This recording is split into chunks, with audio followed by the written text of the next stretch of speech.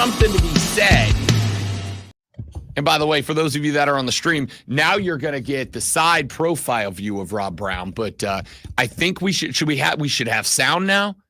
Y'all let me know if we have sound. I'm going to assume we have sound now, but we'll find out. Look, you can see the stream. You're right over there. All right. So there does not seem to be any names attached to this. That does not mean it's not happening. That doesn't mean it's not a reality. What I'm saying is there's not been anything that jumps off the page at me as, yeah, this is a reality. This is happening. This is something that's coming down. Like, I don't have any of that. All I have is I have spoken to some friends of mine that cover down in the Florida Panhandle, that cover Florida State football. And what I've gotten is a whole lot of, yeah, we don't really know. But does it make sense? Does this whole story make sense? Does Florida State and Clemson to the Big Ten make any sort of sense at all? And the answer for me is like a solid maybe at best, right? A solid maybe.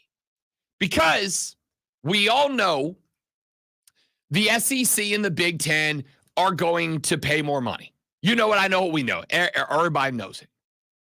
The SEC and the Big Ten will pay more money.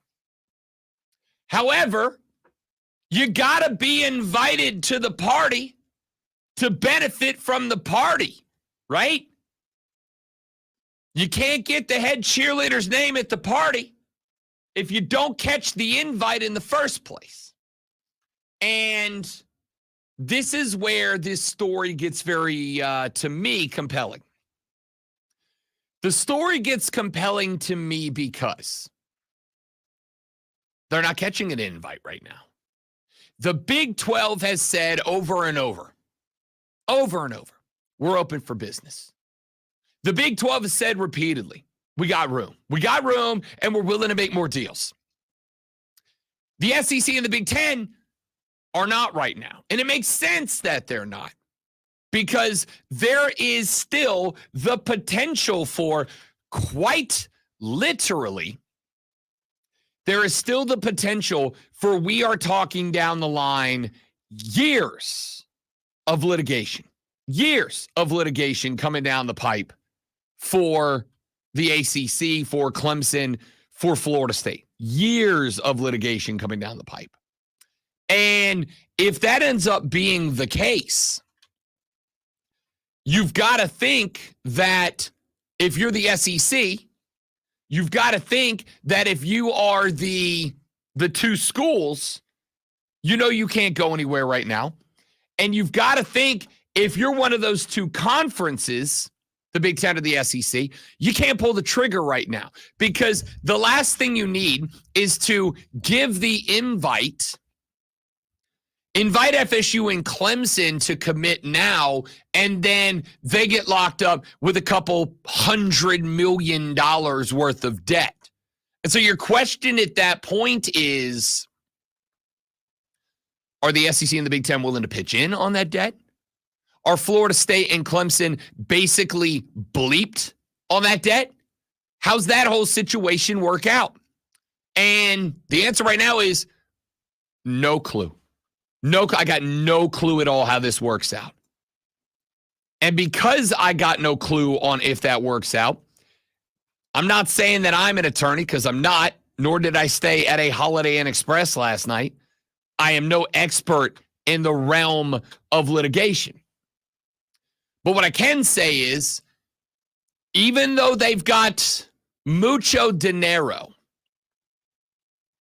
even though it's got all of the dollar bills y'all wrapped up, the SEC and the Big Ten, they are not anywhere near a landscape where they are going to commit tens of, if not hundreds of millions of dollars to a couple of schools that, as of this moment in time, as of right now, aren't bringing anything back to the table. Not that they won't, because they obviously will. Clemson and Florida State are both flag banner carrying type programs. But if these two schools were to join, and after they join, they find themselves in a spot where the ACC wins some sort of litigation, or they lose some sort of litigation, or whatever comes out of it, then they can't move.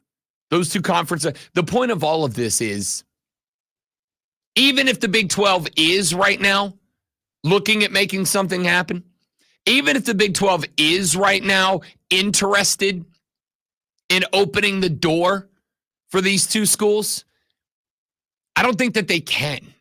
I don't think they can, because if the SEC and the Big 10 don't win that lawsuit for them money, then I know the Big 12 does it. Even if the Big 12 is going to be able to pay twice as much as the ACC, as was the tagline to this story last week, even if they're able to pay Florida State and Clemson twice as much as the ACC does, if those two schools were to stay in the Atlantic Coast Conference, when it comes down to it, they ain't got cover me up right now money, bro. They don't have that, and they're not going to get that. So as long as these lawsuits are taking place, one in Tallahassee, one in Pickens County, two in Mecklenburg County, one from Florida State against the ACC, one from Clemson against the ACC, and one from the ACC against each of those two schools. As long as those are in the courts, as long as those are getting flipped around, this thing ain't going nowhere. All right, we got to run to a break. We're back after this. Rob Brown sitting in solo for you today. Why? Because I love you and care. Back after this on The Rob Brown Show. Miss April, thank you for helping me through that there.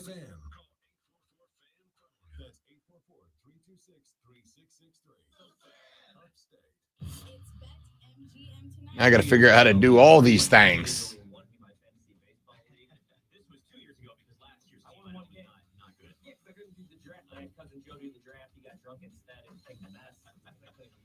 You and I were doing the show. It was just you and me in here, and I told you to, like, when you're up, take it off. I'll be fine. I could, I would have helped you out. I just would have wanted a percentage of the winnings. That's all. Bet MGM tonight. Live sports betting updates as they happen. Weeknights at 7 on the Fan Upstate.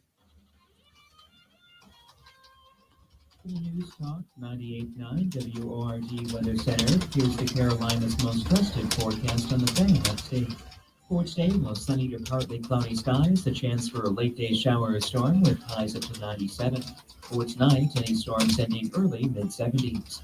Some late day storms Tuesday, mid-90s. I'm meteorologist Michael Carroll on the Fan Upstate. Right now, it's 79. This is the story of the one.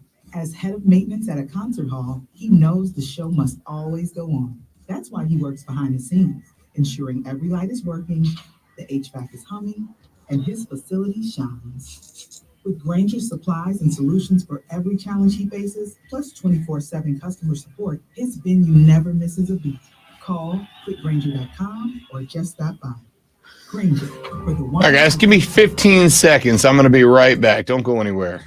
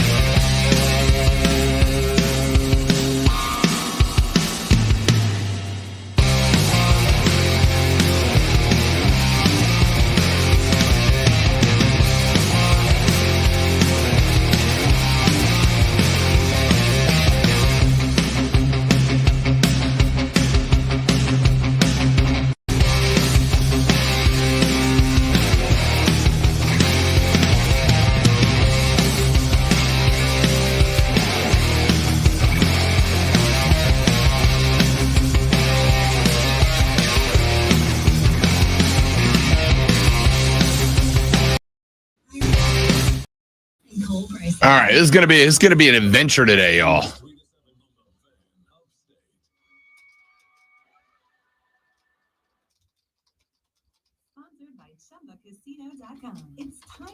Experience the thrill of the Chumba life at ChumbaCasino.com. It's free to play. Play for fun and no purchases necessary. 18 plus terms and conditions apply. VGW Group. No purchase necessary. Void where prohibited by law. See terms and conditions. Your guide to the gridiron, the maestro of the matchups, and the keeper of all things cool in the sports world. This is the Rob Brown Show. Oh, yeah. Lonzo's here, too. This is the Fan Upstate.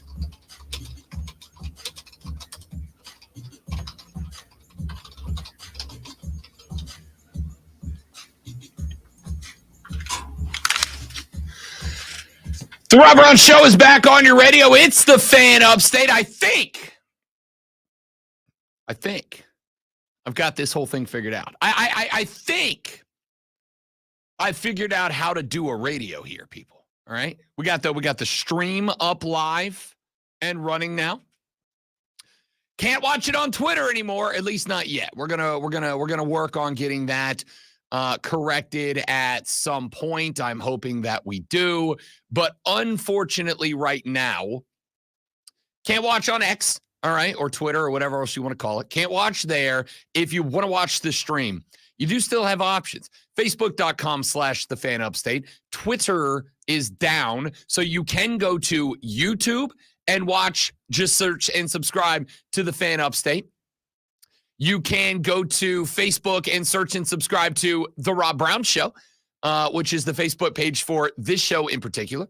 Or you can go to Twitch and find The Rob Brown Show. So Facebook.com/The Fan Upstate. Facebook.com/The Rob Brown Show. YouTube, search The Fan Upstate. YouTube, search The Rob Brown Show. Or on Twitch, search and subscribe to The Rob Brown Show. We'd love to have you wherever it is that you want to subscribe, wherever it is that you want to watch. Jump on board and be a part of our live stream this AM. And by the way, every AM, we are live all 4 hours every single day of the week.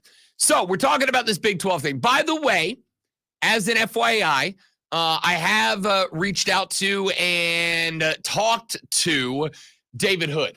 David Hood is the senior Clemson writer for TigerNet.com. And we will be getting David on the show. We are trying to coordinate a time for later on this morning. But if we can't get him on this morning, then we'll get him on tomorrow. But are working on coordinating with David Hood about scheduling a time to talk. He is covering this Big 12 rumor that's been going around about Clemson and FSU having conversations with them about joining that conference. We're going to keep that conversation going because I do think it is a relatively interesting discussion to have. If you missed it last week, nuts and bolts version of the conversation is this. The Big 12 does not have any intention to invite Clemson or Florida State to their conference. The rumor going around right now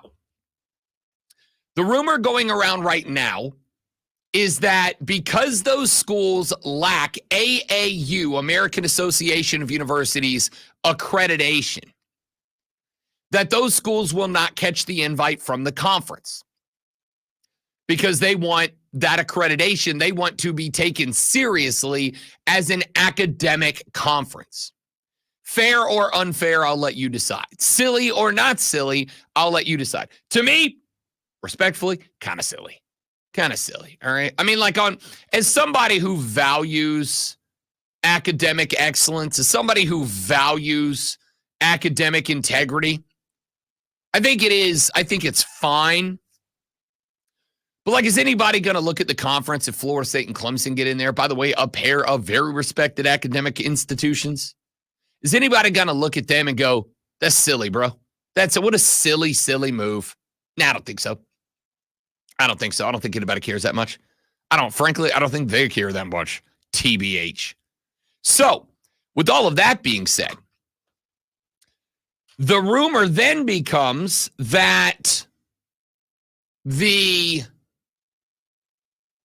Southeastern Conference, and this one I do believe, that the Southeastern Conference basically looks at this moment and goes, there's really no reason to engage in any sort of serious conversations with these two schools, Florida State or Clemson. There's no reason to engage in those conversations because we're not going to pay for them to get out. Like, they can navigate getting out of the Atlantic Coast Conference. They can navigate getting out of the ACC. And if they figure out how, then we'll look at inviting them. But it's not exactly a well-guarded secret right now that there are schools in both conferences that don't really have an interest in Florida State and or Clemson being allowed into the conference. South Carolina has no interest in Clemson being involved. Florida has no interest in Florida State being involved. Needless to say, Miami along with them. Although right now, because of the lawsuits, and I think justifiably so, the attention's dialed in on Clemson and Florida State, which makes sense. So you are right now looking at a pair of schools in Clemson and Florida State who are locked into their conferences, their conference. They are locked in right now with their conference because there are potentially years of litigation involved. And litigation that they could very much lose and effectively get legally locked into the ACC for another 12 years, 12 more years.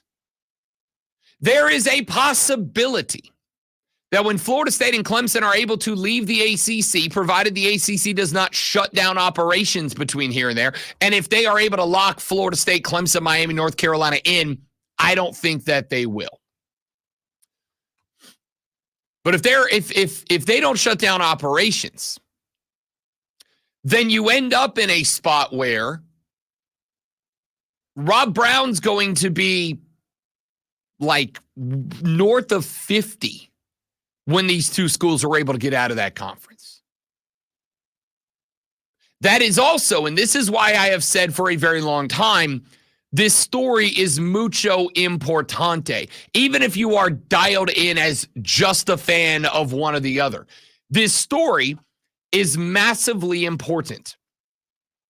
And the story is massively important if you're a Clemson fan, right? When Florida State filed the lawsuit, I talked about it a bunch on this very show in this very station. I talked about it a bunch, and I got a lot of folks from Clemson that went, Rob, why do I care? Why are you taking up our precious airwaves with a bunch of conversation about a Florida State University-driven lawsuit? And I told you at the time, because the future of Clemson football is wrapped up in this lawsuit. Wouldn't you know it? Here we are, a year and some change later, and Clemson's got the same lawsuit going down. And if Florida State and Clemson lose these lawsuits, which there's no saying they will or they will not, I don't know. I'm not a lawyer, nor did I stay in a Holiday Inn Express last night, as the old commercial goes. I don't know if they do or don't. But if they don't, if they lose these lawsuits, if these lawsuits in Tallahassee, Pickens County, or Mecklenburg County, North Carolina, if these lawsuits go the direction of the conference, you're looking at 12 more years before you can get out. And here's why it's important. Because that is 12 years that South Carolina is going to be making double and a half, 3 times the money to put into their budget that Clemson does. That is 12 years that Florida is going to make double and above, maybe 3 times the money that Florida State makes to put into their budget. And as my old man used to tell me all the time, Rob Brown, I'm so proud of you. You're such a loving son. You're such an incredible son. You're everything I hoped that you would turn out to be. And also, he said, aside from that, if you're not moving forward, you're moving backwards. If you are not actively doing something to get better, you are getting worse because somebody somewhere else is doing that thing to get better that you're not doing right now. And so if you're a Clemson or you're Florida State and you're sitting here looking at a situation where your rival schools are making double and a half, if not 3 times the money that you are making for any number of years while you're locked up in litigation, your life's getting harder. Your life's getting tougher. And that's kind of where this is right now. So while the story is there's not much more that's new to the story, still a very big story. So you had Greg Swaim put out some comments from one of multiple media days last week that said, hey, look, the Big 12's making a push. The Big 12's making a run. They want Clemson. They want Florida State, and they're willing to play this game now. And basically what you have now is a situation where, and I've warned you of these things in the past. This is one of those rub the head in frustration, scratch the beard in frustration moments. It really is. Be very careful. Be very careful, because we live in a world where interactions matter more than anything. It stinks. As somebody who, and I'll make it about me because that's what I do. As somebody who is doing their darndest to get big by just talking about sports in a way that a normal person talks about sports. Maybe that's my fault. Maybe that's my problem. But as somebody who's trying to take this thing to the next level by talking about sports in the way that normal people talk about sports, somebody who's trying to take this thing to the next level, not by offering up hot takes, not by making stuff up. I have warned you many, many times, when stuff like this starts making the rounds, take it not with a grain of salt, take it with a whole shaker. I'm not saying that what Greg Swaim is saying is incorrect. What I'm saying is, and how many times have you heard me say this? The burden of proof is on the person making the claim. And you can not believe a thing while also not believing the thing is false. I'm not saying what Greg Swaim is saying is wrong or that it's incorrect. What I'm saying is, when he comes to the table and he says #sources, it's kind of hard for me to jump on board with that. It's kind of hard for me to go, oh, yeah, that makes sense. Yeah, no, I believe him.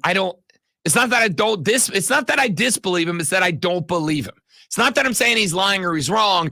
I'm saying I don't have any reason to believe what he's saying is true, right? Like if your friend comes to you and says, I won the Powerball lottery this weekend.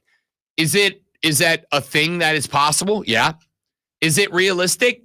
Nah. Should you believe him? I mean, not really, right? Like that's the ugly truth. So I don't know. With all those things being said, is this story important? Yes. Is it big? Yes. Would it be a foundational shakeup of college football? Yes.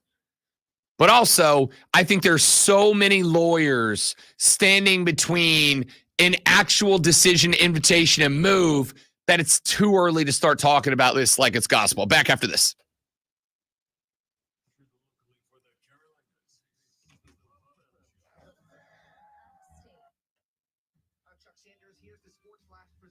Oh, man, I pushed the button early. Oh, well. What are you going to do?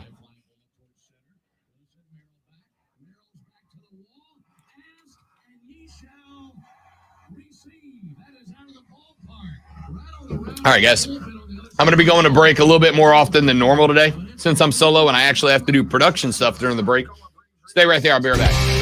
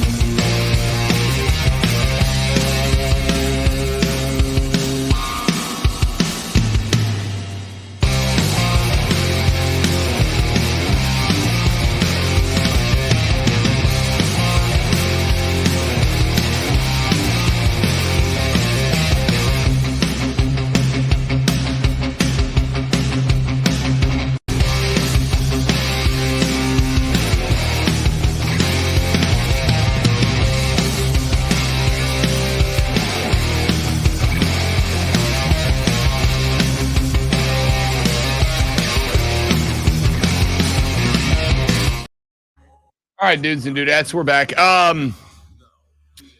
Interesting morning this morning. If you didn't hear me say it on the radio earlier, they have removed our ability to stream to Twitter. And Twitter is where the majority of our viewers on our stream come from. So we are going to be leaning on you guys, if you don't mind, to please share us around your social media and help us grow the show a little bit.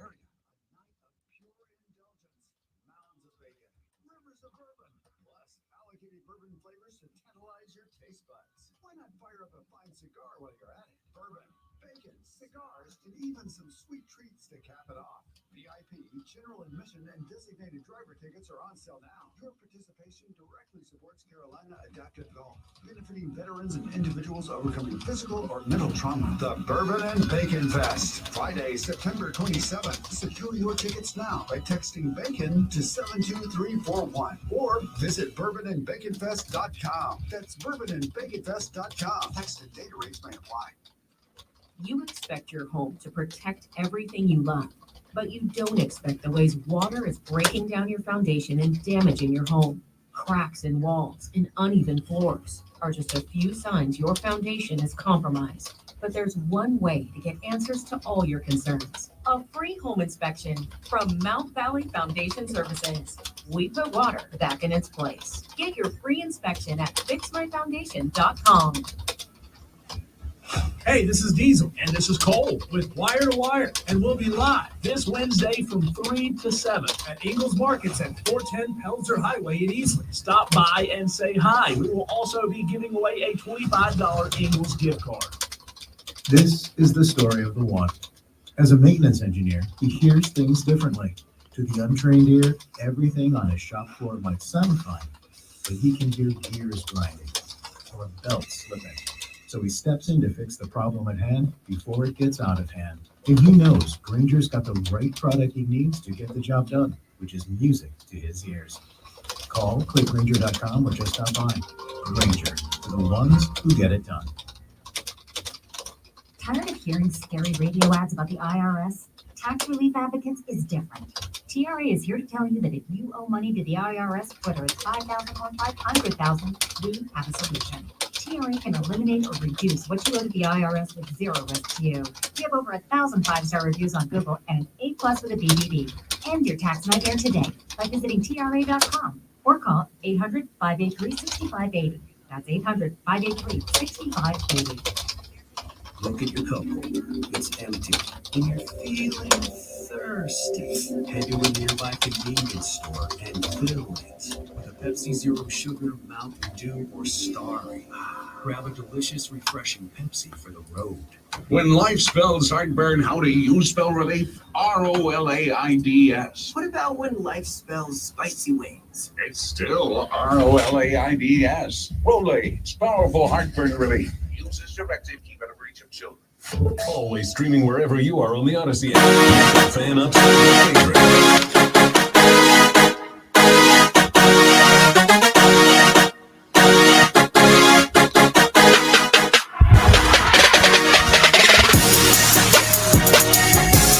The Rob Brown Show on your radio. It is the Fan Upstate, the foremost electrifying hours in sports talk entertainment that you will find anywhere, my good people.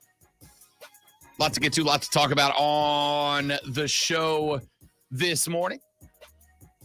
Did you see this this chaos that took place last night ahead of the Copa America final that took place down in Miami, Florida? If you missed it, and I'm sure like 7 of you did, if you missed it, before the match started, which was supposed to begin at 8 p.m., they had to push the start of the match back over an hour and 15 minutes. Because long story short, fans started bull rushing the gate. Fans started bull rushing the gate that didn't have tickets. Fans that didn't have tickets started bull rushing the gate and effectively overwhelmed the security on hand at the stadium. And I saw a lot of people losing their minds over that on social media last night. There are a lot of moving parts, I think, to this conversation. One of the big ones was, is this something that could cause a problem in 2 years when the United States hosts the World Cup? And the answer is yeah. No, of course it could. How could you think it doesn't, right? How could this not be a problem? Listen, this is an NFL stadium. This is supposed to be a big thing. Security is supposed to be something that I'd like to think we can all take for granted at sports events like what we saw last night. But there's a lot more to it than stadium security was bad, which it was. It was. Number one, this event, though it was co-hosted by FIFA, was run primarily by CONMEBOL. CONMEBOL is the South American CONCACAF, right? CONMEBOL is all of the teams in South America, their organization as a whole. And CONMEBOL, while FIFA and the individual stadiums were the ones that were set up to operate this thing, CONMEBOL is the one that was in charge of making sure that everything was on the up and up. And they failed miserably at that. They failed miserably at that. And that is a problem. But I would also go one step further to make the argument that these stadiums, that U.S. soccer, and this is something that got said to me last night by, I think, friend of the show, Joey B, said this to me last night. I was texting back and forth with him about this event. It's almost like U.S. soccer and the folks that run CONCACAF have never watched a soccer event outside of CONCACAF and MLS. Because you got to know this is coming. You got to know that this is a reality. You've got to know that this is a possibility. And while, let's be very clear, at the end of the day, the behavior of the fans is on the fans. The way that the fans acted last night was beyond inappropriate. If you don't have a ticket to the game, you don't get into the game. We will be I'm going to go full boomer on you here for a minute. We will be a much better society globally the day that people realize because I want to isn't a good reason to do a thing. I mean, there are some things that because I want to can play, but there's a lot more that it doesn't, right? Part of the reason that Rob Brown has had to go way down the rabbit hole of dropping the LBs is because of the number of times that I saw that third or fourth piece of chocolate cake and ate it because I want to. That's not good.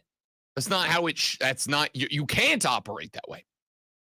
So these fans last night that did what they did, these fans last night that made it about them, these fans last night that decided that they were going to go all out and acting the way that they acted to get into the stadium. There were people, if you missed it, there were people last night that were like crawling into the stadium through air conditioning vents, like it was a freaking, I don't know, Mission Impossible movie. That's a problem, man. You can't have that. That can't be allowed to happen. And so as I watched this thing play out, I genuinely thought to myself, like, I really, really hope, I genuinely hope that we've learned a lesson here. I genuinely hope that we're going to have this thing straightened out. I genuinely hope that we can do better. Because what I saw last night was a travesty. It was unacceptable. It was not okay. And the fact that it was allowed to take place the way that it took place, it made us all look bad, man. It made us all look bad. We have got an event coming up in 2 years that the entire world is going to descend upon us for. An event coming up in 2 years that is going to put us on display. And while I have no doubt that a large percentage of what we saw last night was absolutely perpetrated by Colombian fans who traveled here from South America, by Argentinian fans who traveled here from South America, a lot of it also had to do with people who live here, who showed up to see Leo Messi play, who were, Colombian immigrants or Colombian immigrants' descendants who wanted to see their team play in a game that they certainly were not expected to be in, right? It was a sad state of affairs. And it just can't be allowed to go down that way.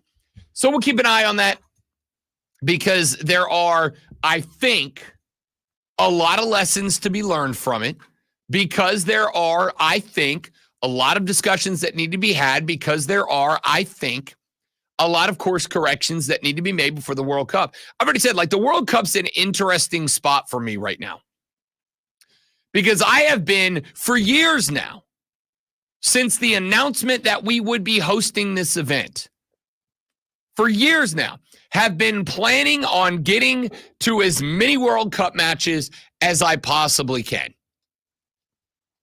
The 2026 World Cup sites, there are a handful within easy travel distance for me. A handful within easy travel distance. Atlanta's got him. Boston's got him. Miami's got him. New York has him. Philly's got him. I can get to all those cities for a weekend trip, no problem. And then, depending on what the U.S. schedule looks like, my understanding is that the U.S. will play at least one, maybe two group stage games in Los Angeles. I'll hop on a plane. That's been the plan from the beginning, from the moment they announced it. But we got this Greg Berhalter thing. We'll talk a little bit about this later in the show. We got this Greg Berhalter thing. We're looking for a new manager, and as of right now, it's not going great out of the gate. I didn't expect it to, so that we're clear. I didn't expect it to, but it's not going great. So I'm already up in the air. I'm willing to travel across the country to go watch my country play footy. I'm not willing to do it if I know the team's going to suck, right? I'm not willing to do it if I know the team's going to be 2 and done, 3 and done in the group stage. I'm also not willing to do it if me and my fiance are going to get trampled at the entrance to a stadium because they can't freaking figure out security, right? I'm also not going to do it if I think that she and I are going to pay $2,000 for a ticket only to not be let into the stadium, as a number of people with tickets weren't last night, because security let so many people in without them that they basically turned people with tickets away and said, sorry, this sucks, but there's nothing we can do. It's kind of embarrassing, to be quite honest with you. Wait, I'm not supposed to play that. I'm not supposed to play that because before I play that, I've got to, I got to do a sports flash. Let me hang on. See, now you guys get to learn how real production works. I got to find the, where's my sports flash intro? There it is. We're going to put that right there. And then we're going to say it's time for a sports flash. Speaking of Copa America, Argentina will add another trophy to the cabinet after an extra time winner from Lautaro Martinez, who subbed on for an injured Leo Messi earlier in the contest. Martinez found a through ball from Giovanni Lo Celso and sent it over the head of Colombian keeper Camilo Vargas for the win. Messi's injury came in the 64th injury and was non-contact, but forced him to the bench. Spain are the champions of Europe after defeating England 2-1 in the Euro Cup final. Nico Williams scored a go-ahead goal early in the contest, but Chelsea star Cole Palmer equalized for England. In the 86th minute, Mikel Oyarzabal knocked in the winner to lift the trophy. The Atlanta Braves entered the All-Star break on a high, taking out 2 of 3 on the road at the San Diego Padres. Final contest, a 6-3 win. That saw the All-Star Chris Sale pick up his 13th win of the season, going 5 innings and giving up 4 hits and 1 run, while Kang 4. Travis d'Arnaud homered twice in the 6th and 8th innings, racking up 4 RBIs in the win. What a fight we're having today, guys. What a fight we're having today. I appreciate y'all sticking with me. Sit tight. I will be right back in just a moment.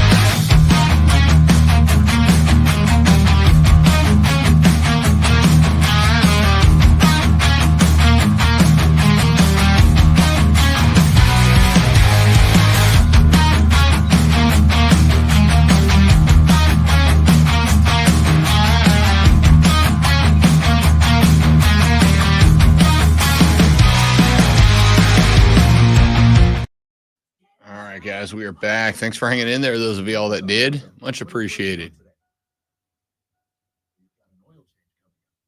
You can go farther and save on full synthetic with our oil change special. Right now, you can get 5 quarts of STP full synthetic oil with an STP extended life oil filter for just $29.99. Get the parts you need when you need them at AutoZone or AutoZone.com. Restrictions apply.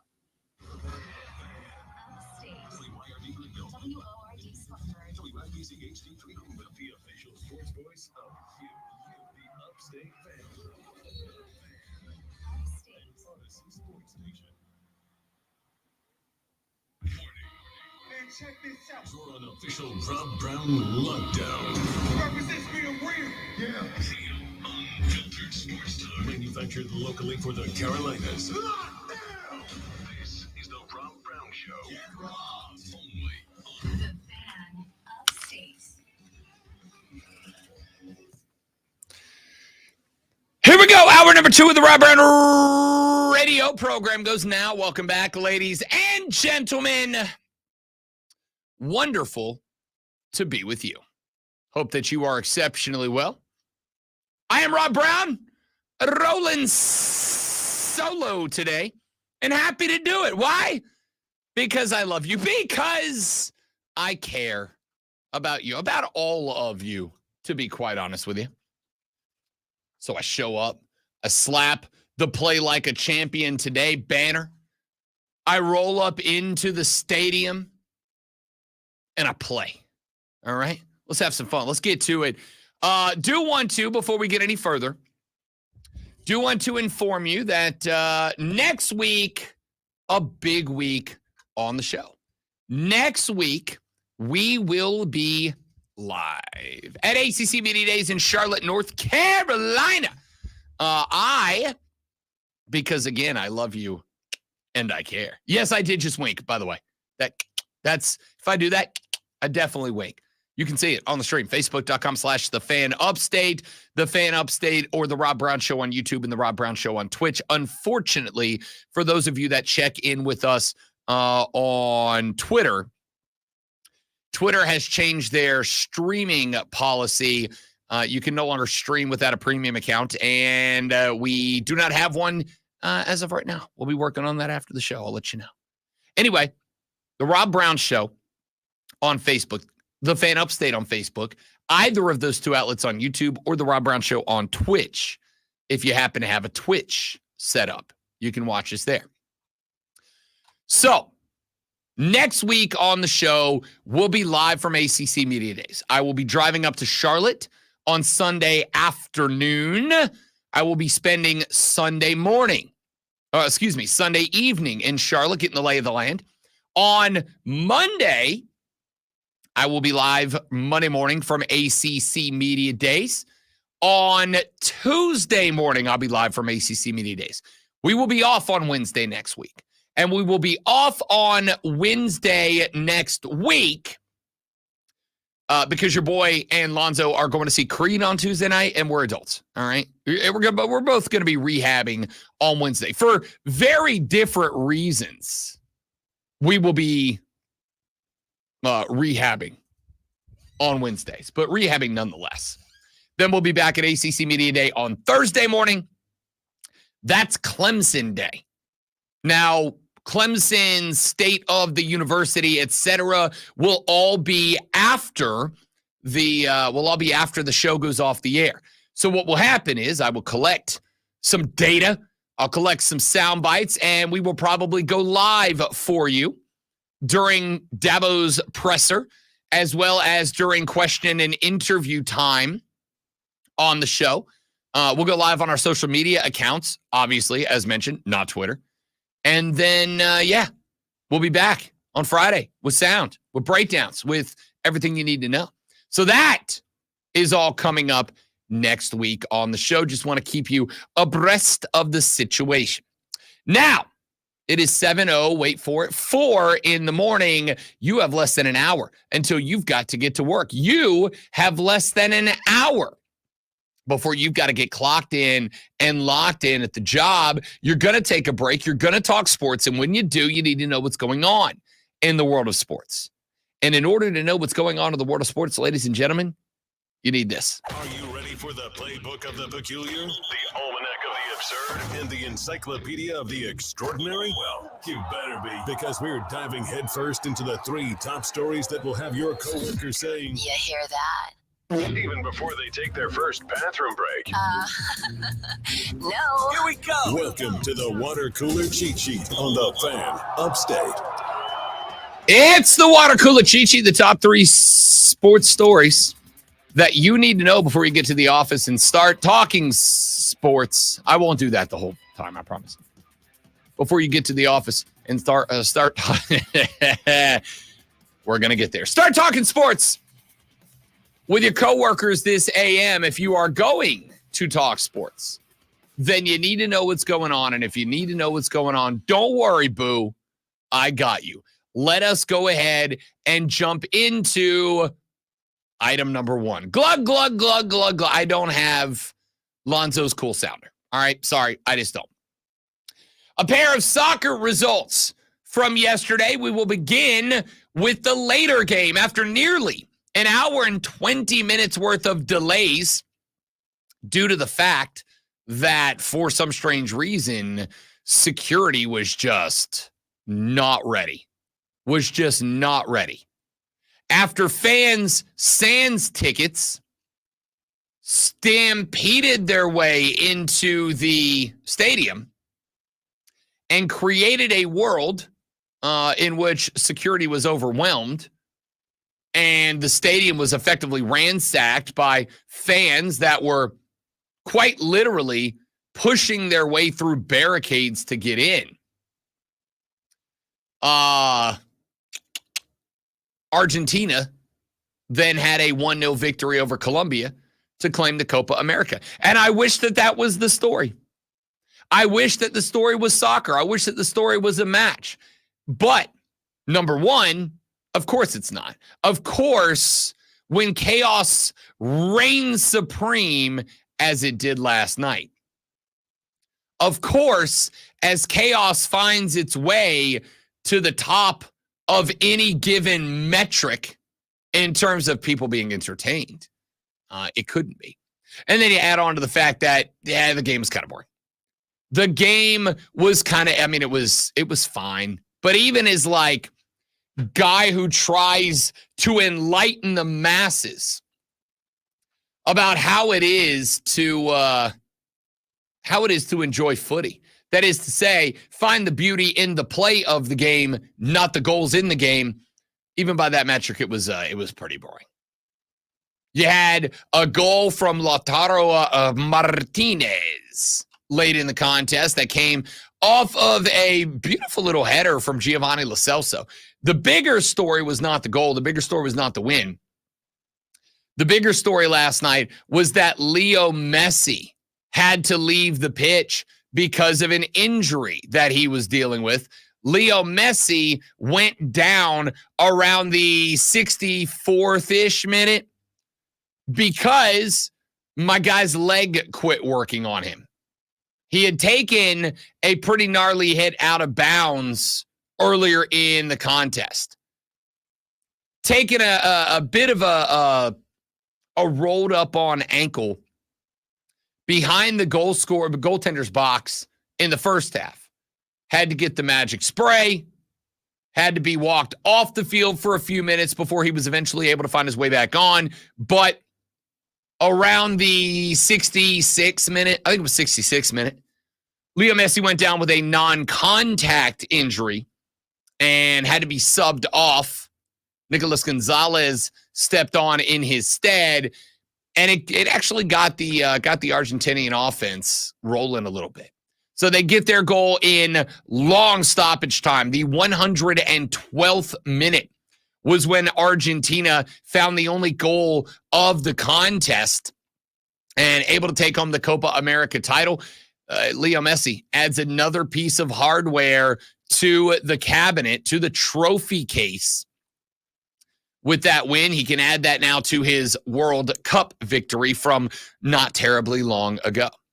Over in Euro, Nico Williams scored in the 47th minute, and it looked like it might be all Spain the rest of the way. On steps the Chelsea man. Cole Palmer came on in the 70th minute, and 3 minutes later, the Wonder Kid finds the back of the net. We're level at 1-1. But as I said, all the way through this tournament, at the end of the day, England's going to constantly find new, more creative, more impressive ways to break their fans' hearts. They allowed Mikel Oyarzabal to get a goal in the 86th minute. We would add just 2 minutes of stoppage time, and that was all she wrote. Spain get another piece of hardware as well. They add Euro 2024 to their list of impressive accomplishments. Let's get to item number 2. It is officially All-Star break time for Major League Baseball. The All-Star break is underway. It is time to take a few days off. It is time to go enjoy what is upcoming with the Home Run Derby tomorrow, with the All-Star game. Home Run Derby tonight, I believe. All-Star game tomorrow. But the Braves decided to have themselves a series on the way out. They go out to San Diego, and they take 2 out of 3 against the Fathers. Chris Sale, in the final contest, picks up win number 13 on the season. Not a super impressive day, but an effective day. 4 hits, 1 earned run through 5 innings, walked 2, K'd 4 on 79 pitches, and keeps his ERA at just 2.7 on the season. It was the white hot bat of Travis d'Arnaud that did the damage here for the Atlanta Braves. Had a pair of dingers in this one. One in the 6th inning, another in the 8th inning. Ended up getting 4 RBIs, did Travis d'Arnaud. He has 32 on the season. Adam Duvall got 1, moves him to 26. Matty Ice Baby Olsen got 1, gives him his 44th RBI on the year. And Travis d'Arnaud has a big day with the big stick. That moves the Braves to 1 game over 10 games over 500. They are now 53-42. My goal for Atlanta was to have the NL East be within 6 games at the break. They did not do that. It is 8.5 games worth of difference between Atlanta and Philly. But the good news is that the Phillies are taking a little bit of a tumble right now. The Phillies lost their final game of the first half of the season, 18-3 against the Oakland Athletics. The A's had 8 home runs in this contest. The Phillies dropped 2 out of the 3 against the A's. Now, is it panic time for Philly? Is the door open for Atlanta? No, relax. All right? No, relax.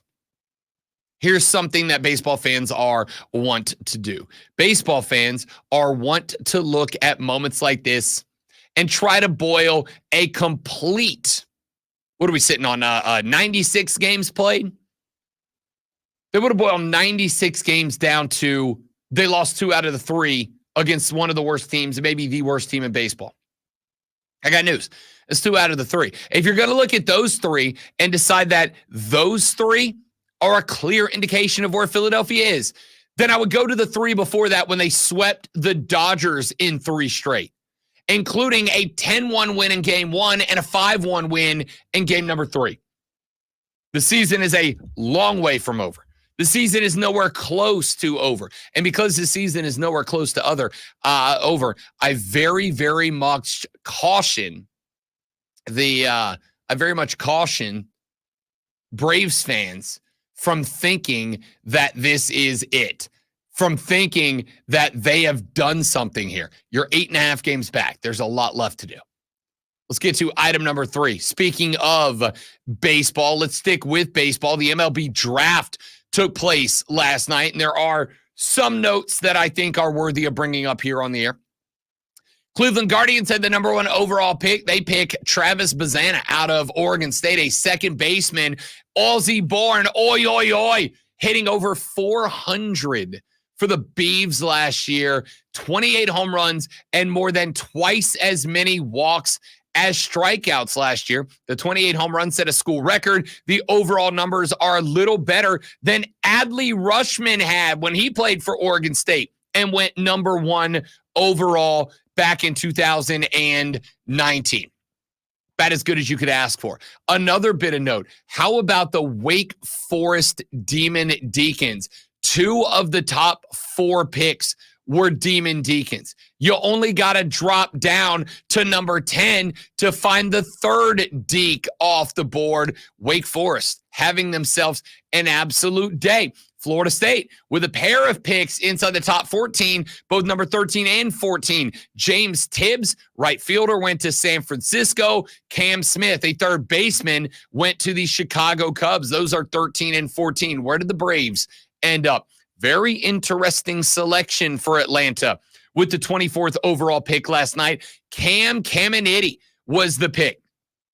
He is the cousin of late NL MVP Ken Caminiti. Cam reclassified from the class of 2025. He is only 17 years old. Won't turn 18 until August. A two-way star in high school for Saguaro High School out in Arizona. He is a pitcher at just 17 years old whose heat sits in the mid-90s. And when he steps on the accelerator, can get it up into the upper 90s. I was watching highlights last night, and there was no shortage of 98-mile-an-hour heaters from Caminiti. Braves took him here. Why? Because this was a bit of a fall for Caminiti. He was expected to be one of the bigger pitching prospects in this class. But you take a risk signing a high schooler. You take a risk, not signing, drafting a high schooler. You take a risk drafting a high schooler because there's no guarantee that you will sign the high schooler. There is no guarantee that the high schooler will not go to college, will not spend some time trying to develop himself, et cetera, et cetera, et cetera. That being said, he is a phenomenal drafting prospect.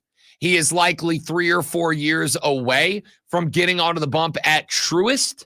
He will need some development, whether it is at the college level or at the minor league level, but it is an interesting pick, and the best I can say is I don't hate it.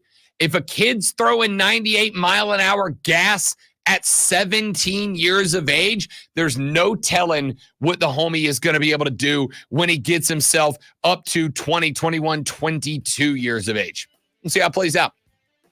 All right, so there you go. Water cooler cheat sheet. When we come back here in just a minute from right now, I want to talk some college football with you. I've got a couple of takes from Heather Dinich, from Harry Douglas of ESPN that I want to address.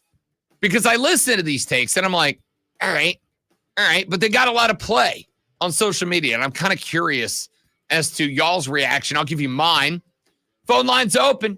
The renewal by Anderson of the Carolinas fan phone, 844-326-3663.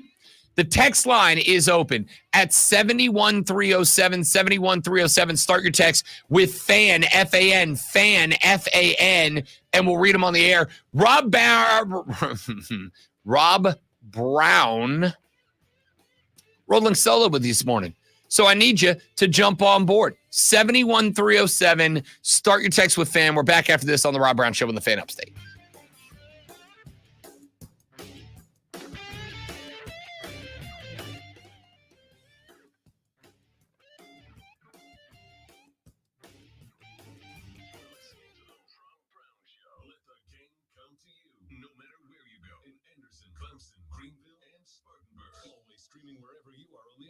Make the Fan Upstate a favorite.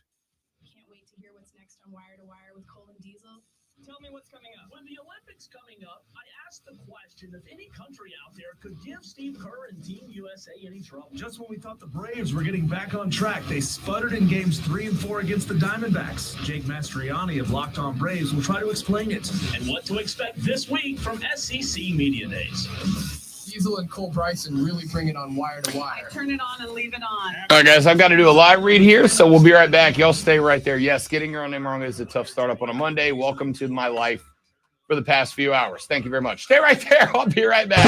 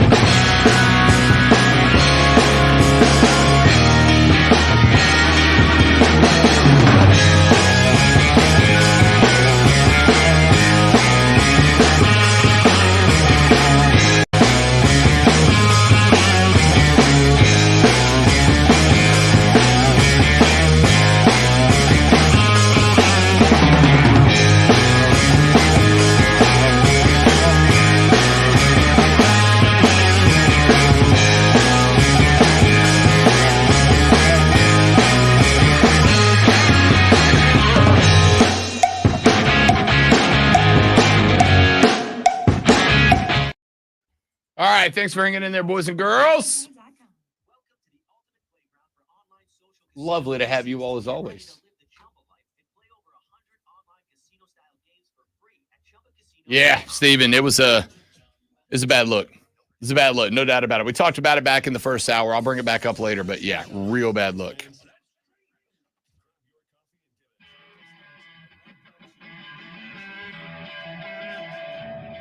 By the way, y'all got audio? Is the audio good? Is the music coming through and everything?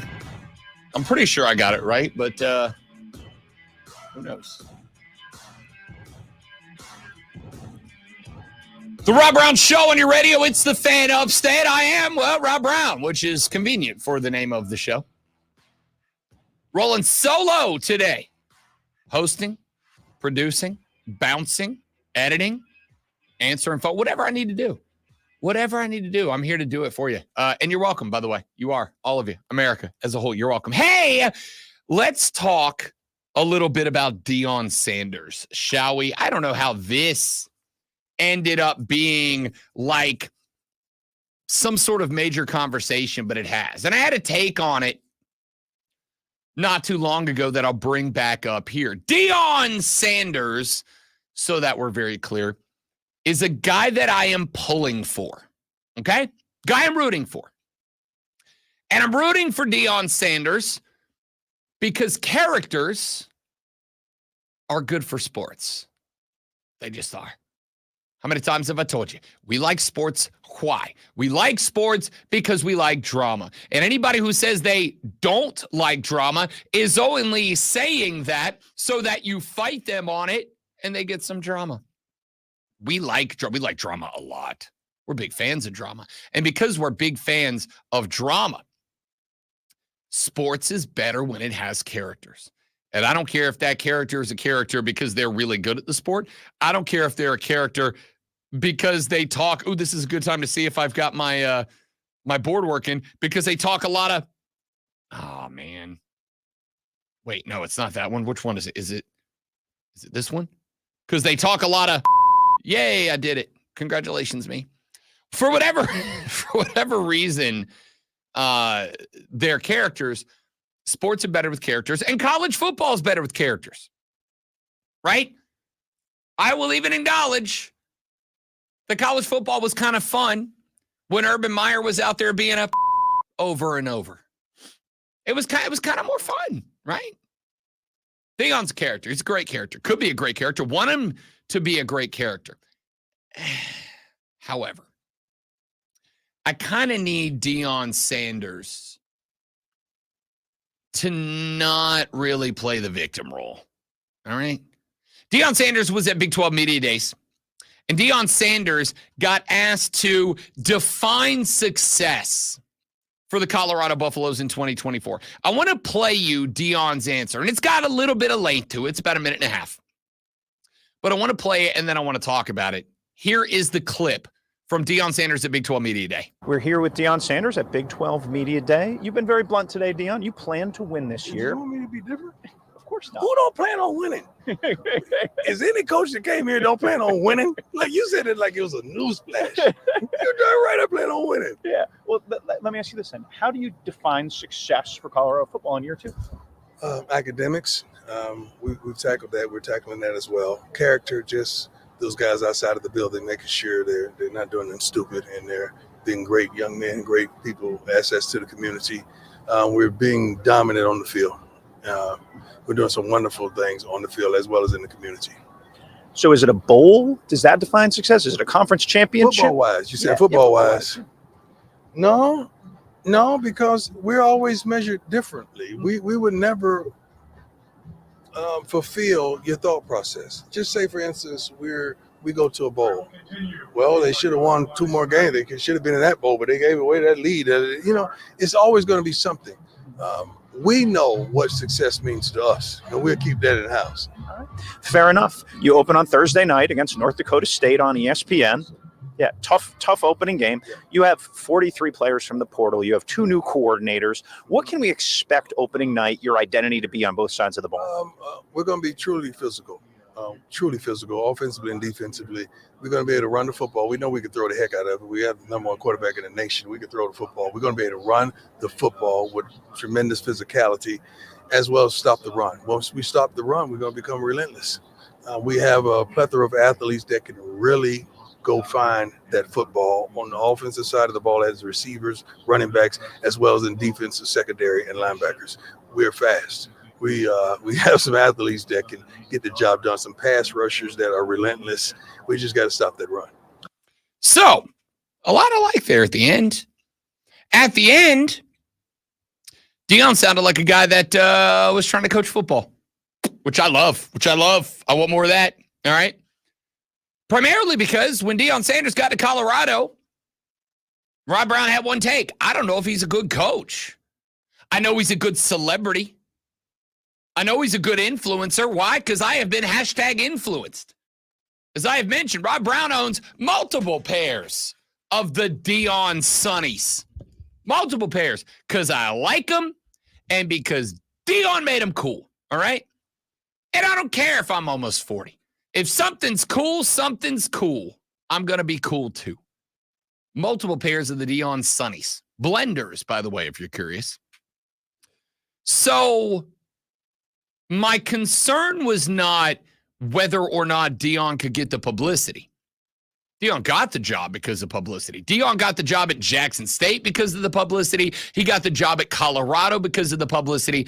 And as I pointed out, when I sat in last week on BetMGM Tonight, which you can hear from 7 to 11 every single week, not right here on the Fan Upstate. When I sat in as a guest host on BetMGM Tonight last night, I was talking with Trista Crick, and I said to Trista, Deion is great. Again, genuinely pulling for Deion Sanders because college football needs characters. Sports needs characters. But I knew that this was more about the character, and I knew it was more about the promotion of Deion Sanders than anything else during week one of the college football season last year. During week one of the college football season last year, when they went to commercial break, and during that commercial break, and I in retrospect now, I almost wish I'd have went and pulled the audio for it. But during the first of their week one game last year, pardon me, they ran a commercial, did the Colorado Buffaloes. They ran a commercial that had the president of the University of Colorado.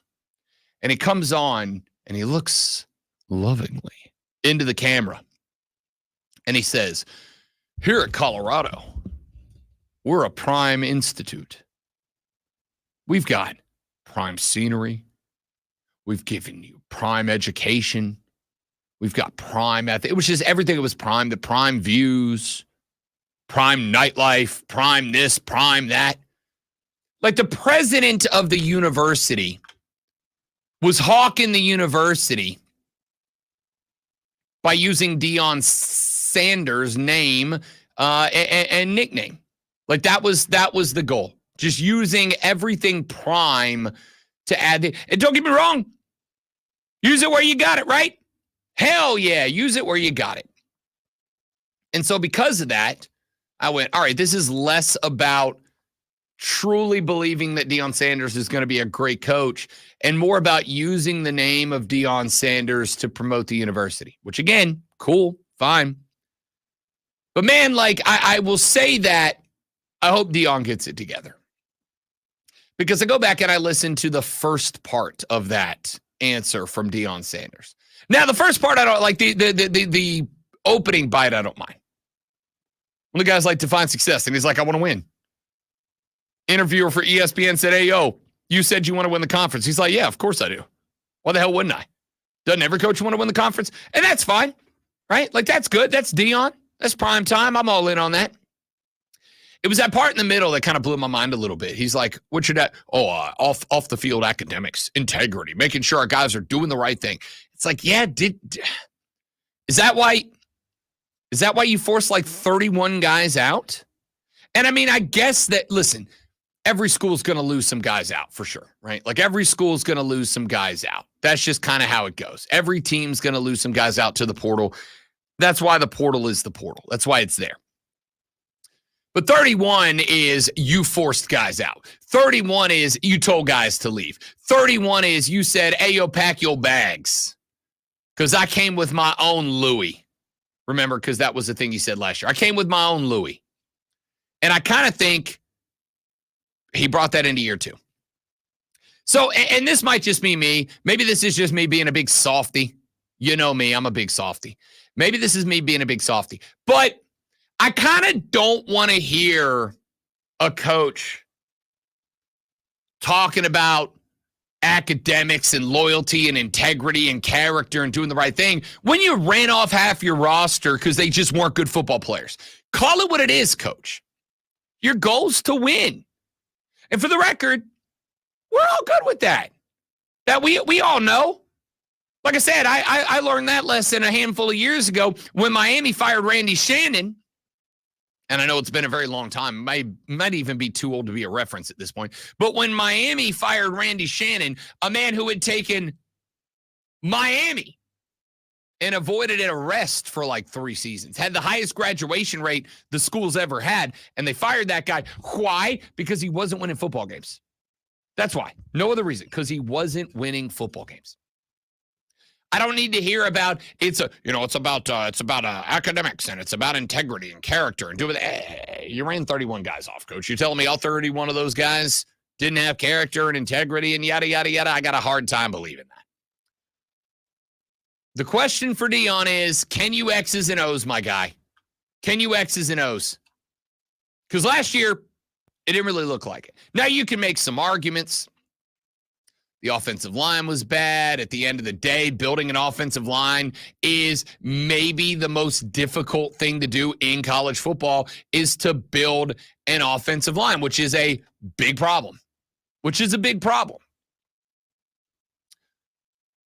But it is your problem. Building an offensive line is tough, but it is, again, your job. You got to do it. And he couldn't last year. So I'm intrigued to see what year 2 looks like for Deion. Because like I said, I am pulling for Deion to succeed. I think college football will be better if Deion succeeds. I think college football will be at its best if Deion succeeds. I'm all in. Like, I want that. I like characters. And I don't care if it's a character that's out there talking a bunch of, or if it's a guy that says it's all about winning. You're a winner, man. You're the real deal. You're picking up chicks. Or it's a coach who says after the game, I'm going to drink a lot of beer tonight, Jim. Budweiser. I don't care. I just want a character. I want characters. And there's nobody who can be a better character than Deion Sanders. But what I also need is for college football not to dial in on a guy who's going to win 4 games. And I'm betting the under on Colorado football this year. Deion said, we're judged differently. We're looked at differently. Yeah, you are, because you're Deion Sanders, man. Because you're Deion Sanders. That's kind of how it works. You're who you are because of your personality and your character and because of the brashness that you bring to a microphone.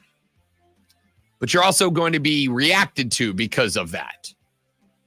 So I don't know. I'm intrigued. Does anybody else, let me ask it this way. Does anybody even have any feelings about Deion Sanders? Or is Deion, because they were 4-8 last year, is Deion just kind of like out of the picture until he does something? Because I do kind of feel that way. Like I had this whole segment that I'm playing out. I'm like, I'm going to talk Deion and I'm going to kind of say I'm after him, even though I actually really want him to succeed. I'm going to say how I'm still not a believer that he will. And then the more I set it up and the more I talk about it, the more I go through this, the more I'm like, does anybody really care? Like, is anybody even paying attention to Deion, or is he kind of like a sideshow afterthought at this point? And the more I talk about it, the more I hear myself talk about it, the more I think it might be the latter. Back after this on the Rob Brown Show on the Fan Upstate.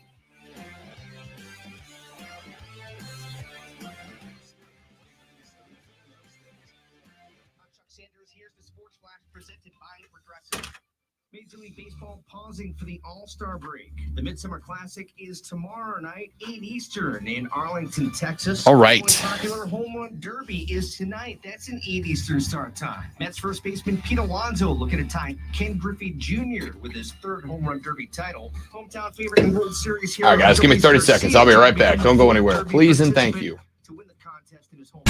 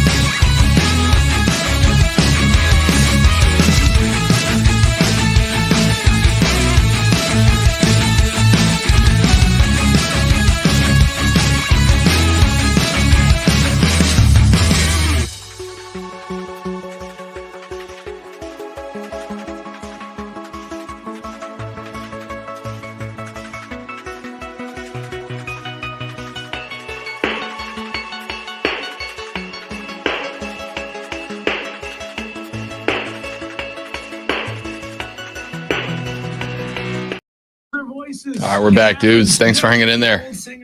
Appreciate you guys. New singers can come up and get famous, right? That's part of the business. It's part of life. Wire to Wire with Diesel and Cole Bryson. Turn on, leave on. Afternoons 3 to 7 on the Fan, Upstate.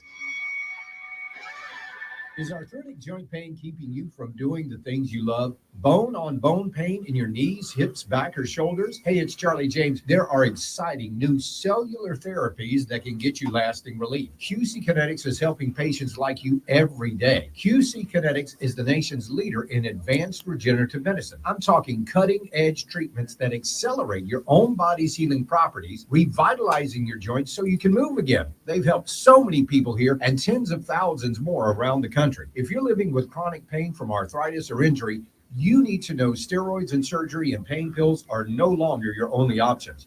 Learn how QC Kinetics can treat the pain, enhance your joints, restore your mobility, and give you long-term relief with no downtime. This is the future of medicine. Call for a free consultation now. 864-448-3772. That's 864-448-3772 in Greenville and in Nashville.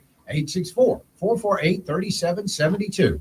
This is a consumer alert to all U.S. taxpayers who owe the IRS back taxes or have unfiled tax returns. If you owe $10,000 or more in back taxes, you can now take advantage of active programs that provide relief to struggling taxpayers and may reduce or eliminate what you owe if you qualify. Even if you are facing liens, levies, audits, wage garnishment, or already in a payment plan, call the Easy Tax Relief Helpline now to check what savings you may qualify for at 800-505-8196. You may qualify to reduce up to 99% of what you owe or for other special programs. Once qualified and enrolled, you can rest assured that your assets are protected and all collection efforts will be stopped. Billions of dollars in savings are available through these relief programs for struggling taxpayers, but you must call to see if you qualify. To see what savings you qualify for, call 800-505-8196. 800-505-8196. That's 800-505-8196. Febreze. Ooh, I'm so ready for this weekend away with my girls. Hey, hit the road. How about some free gas? Free gas? How? Try new Febreze car for some serious freshness, and you can win gas for a full year. Visit Febreze.com to learn more. Say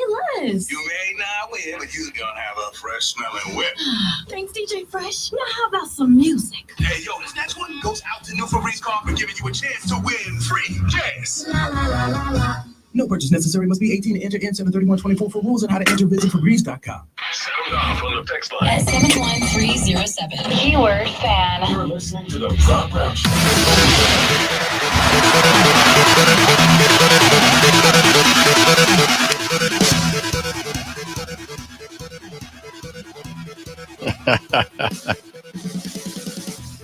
My man Steven on the stream said Rob making bank doing his 45th and 46th job titles today. Nah, dude, that's job number one, pal. Job number one is to come in here and put on a radio program in which we strive for mediocrity, my man. Just aiming for average is what we're going for here, and I think we're nailing it.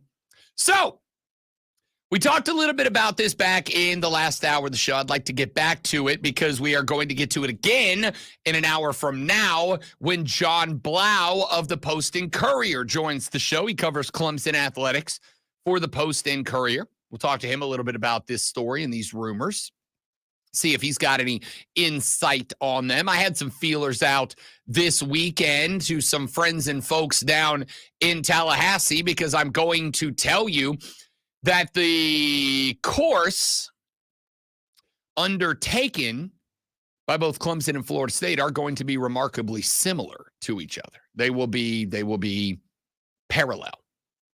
The only exception, the only difference might be, maybe, possibly might be the landing spot. But the direction that they go, will be very similar.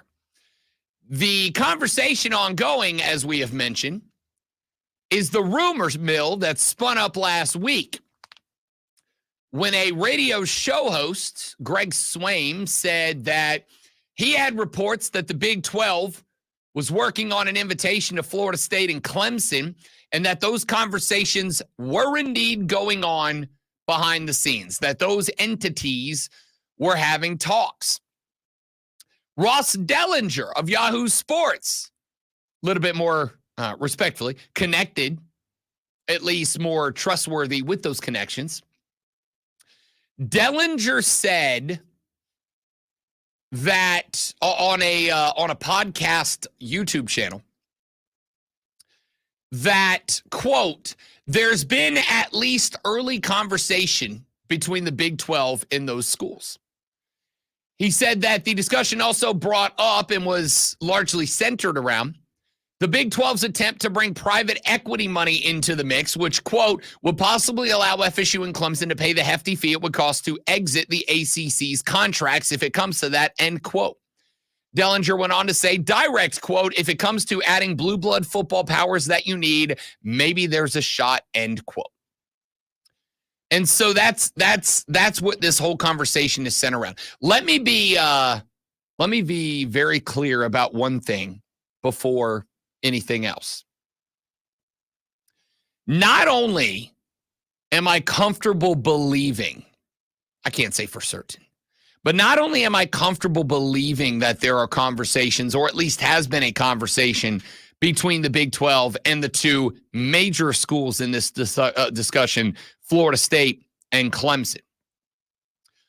It would be largely irresponsible of all of those entities for those conversations not to be taking place right now. It would be an irresponsibility, in my ever so humble opinion, if Florida State and Clemson didn't reach out to the Big 12 if they weren't reached out to by the Big 12 in the first place. And there's a handful of reasons for that. Reason number one is demand drives price. Supply and demand drive price. But in this case, demand drives price. From what we are hearing in the rumor mill, The Big Ten has seen their interest in Clemson and Florida State drop. And that is being blamed right now primarily on the lack of AAU accreditation of those two schools. Apparently, the Big Ten only wants to add universities that have that AAU accreditation. Do I think that's dumb on their part? Yes, I do. Does it matter? No, it does not. If that's what they want, that's what they want. If you're FSU and Clemson, the demand has gone down if this is true. If it's true, the demand will have come down. And if that demand has indeed come down, then Florida State and Clemson should be talking to any interested party so that when it is time to genuinely get to the negotiating table, the more people that you can say have had conversations with you, the more the big swingers might be willing to put on the table. If you're the Big 12, you're fighting for your existence right now. The Big Ten getting these two schools, there are, in my ever so humble opinion, there are 3 primary dominoes left to fall. Notre Dame, Clemson, and Florida State. That's it. Those are the 3 remaining dominoes. If those dominoes are still at the table, then it is irresponsible of that entity, of that school, of that conference, not to have the conversation. Because if you're fighting for your existence, getting the biggest possible negotiating chip, and in this case, bank account, on your side is how you guarantee it. Without Clemson and without Florida State, the Big 12, I'm not going to say it's dead. But it's definitely in trouble. I'm not going to say it's dead, but I am going to say it's in a lot of trouble. It's in a lot of trouble because, as we've pointed out, we can all say that it's not true. Scratch that. I appreciate the honesty of most of you. Most of you won't say that it's not true. We all are going to watch the best of the best. This is why the UFL/USFL/XFL/UXSFL can't get off the ground. It can't get off the ground because we're not going to watch a second-rate product. The struggle with U.S. soccer right now is the fact that we're putting out a second-class team and Americans won't watch it. You don't need to look any further than U.S. women's soccer for that. When U.S. women's soccer was out there kicking names and taking ass, it was one of the most watched sports teams in the country. It just was. So you're going to have a hard time if you're the Big 12 getting people to tune in to Colorado versus Utah, right? Well, Utah's not fair. They're going to be pretty good this year. Utah State. Whatever. If you add Clemson and Florida State to the mix and you double their budget because now all of a sudden their conference payout is twice what it is in the ACC, I suspect that unless something goes catastrophically wrong, they'll have their down year just like everybody else does.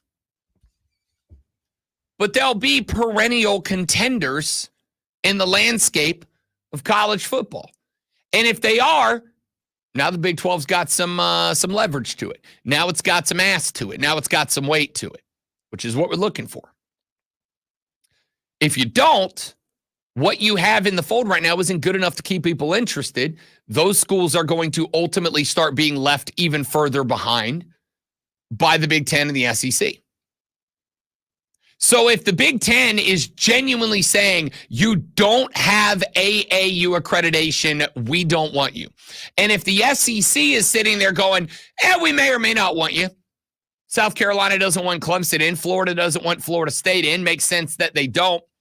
But until the litigation stuff is solved, we're not helping you with that, which is what the SEC is saying. We're not helping you with the litigation. We're not helping you with exit fees. We're not helping you with legal fees. We're not helping you with any of that. If you can get out, call me. But if you can't get out, don't call me. Whereas the Big 12 in this spot, the Big 12 can look at these two schools and go, we might can help you out a little bit here. You scratch our back, we'll scratch yours. We might can help you out a little bit here. Maybe if we become the Geico 12, maybe when we become the Geico 12 and we got that Geico money in the back pocket, maybe a chunk of that goes to your legal fees, huh?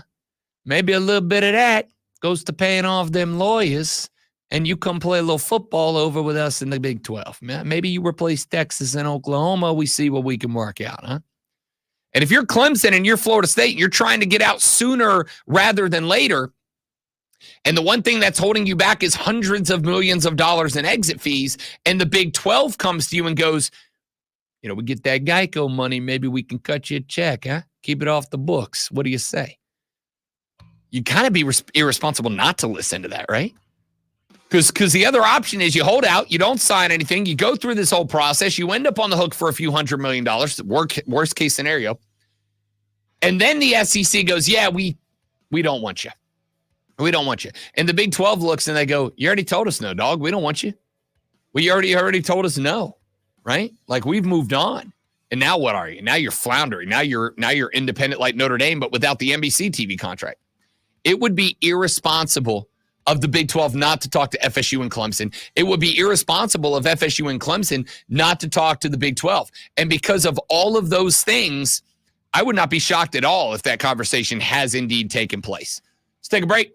We're back out. Why am I playing this again? I got to do that thing that we got to do. I got to tell you guys what's going on in the world. I got to tell you guys what's happening with a sports flash.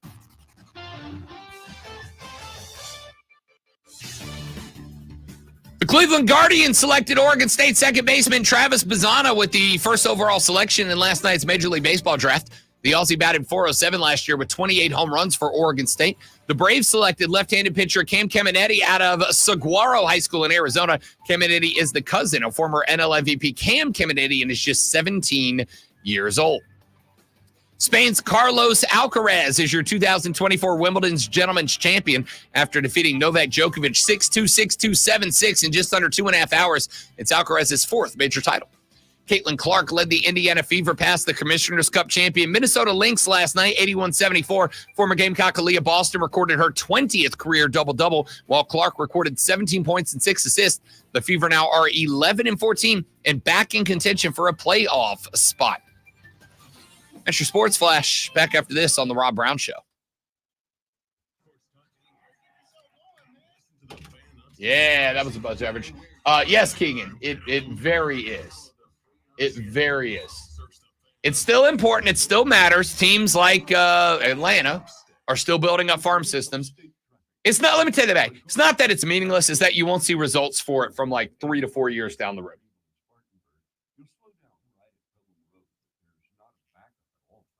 All right, I'm going to hit the head. I appreciate you guys being here. Stay right there for me. I'll come back here in just a minute. Don't go anywhere.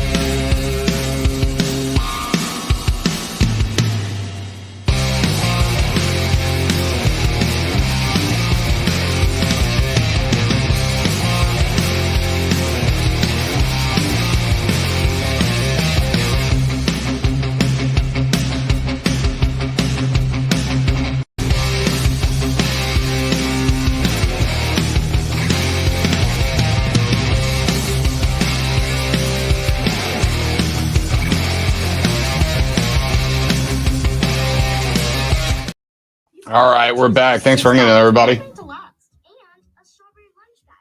No, I will not play that sounder, mainly because it's on Lonzo's soundboard and I don't have it. I do have mine, though.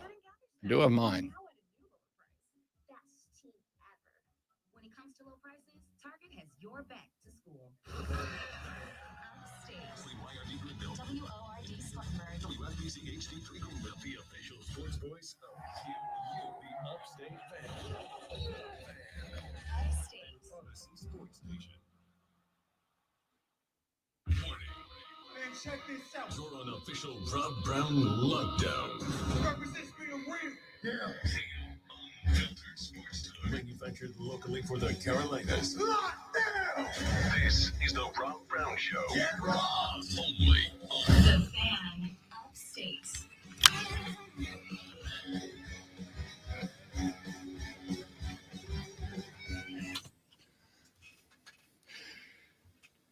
The third hour of the Rob Brown radio program starts now. Welcome back, ladies and gentlemen. It is the Fan Upstate. Happy to have you. As always, I am Rob Brown. The pleasure is mine. Be a part of the radio program. 844-326-3663, 844-FANFONE. The text line is open for you this morning at 71307, 71307. Start your text with FAN, F-A-N, FAN, F-A-N. We'll read them on the air. 71307 is the number.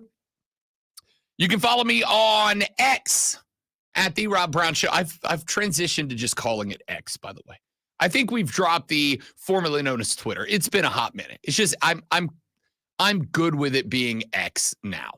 So you can follow me on X at The Rob Brown Show, at The Rob Brown Show. If you'd like to come at us in that direction, you can also hit us up on Facebook at The Fan Upstate or at The Rob Brown Show.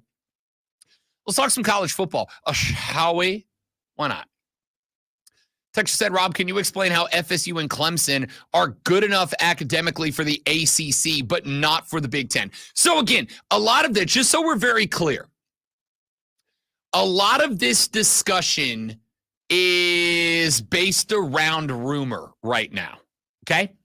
A lot of this discussion is based around rumor. A lot of this discussion is based around speculation. And I think it's fair, to be honest with you. I think it's fair that a lot of this is based around rumor and speculation, because that's sports talk radio.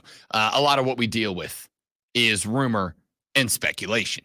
So, with a lot of this being rumor and speculation, and I do think it is important to acknowledge that, the rumor and speculation right now, texter, 71307, start your text with FAN, F-A-N. The rumor and speculation right now is that the Big Ten is uninterested in non-AAU accredited schools.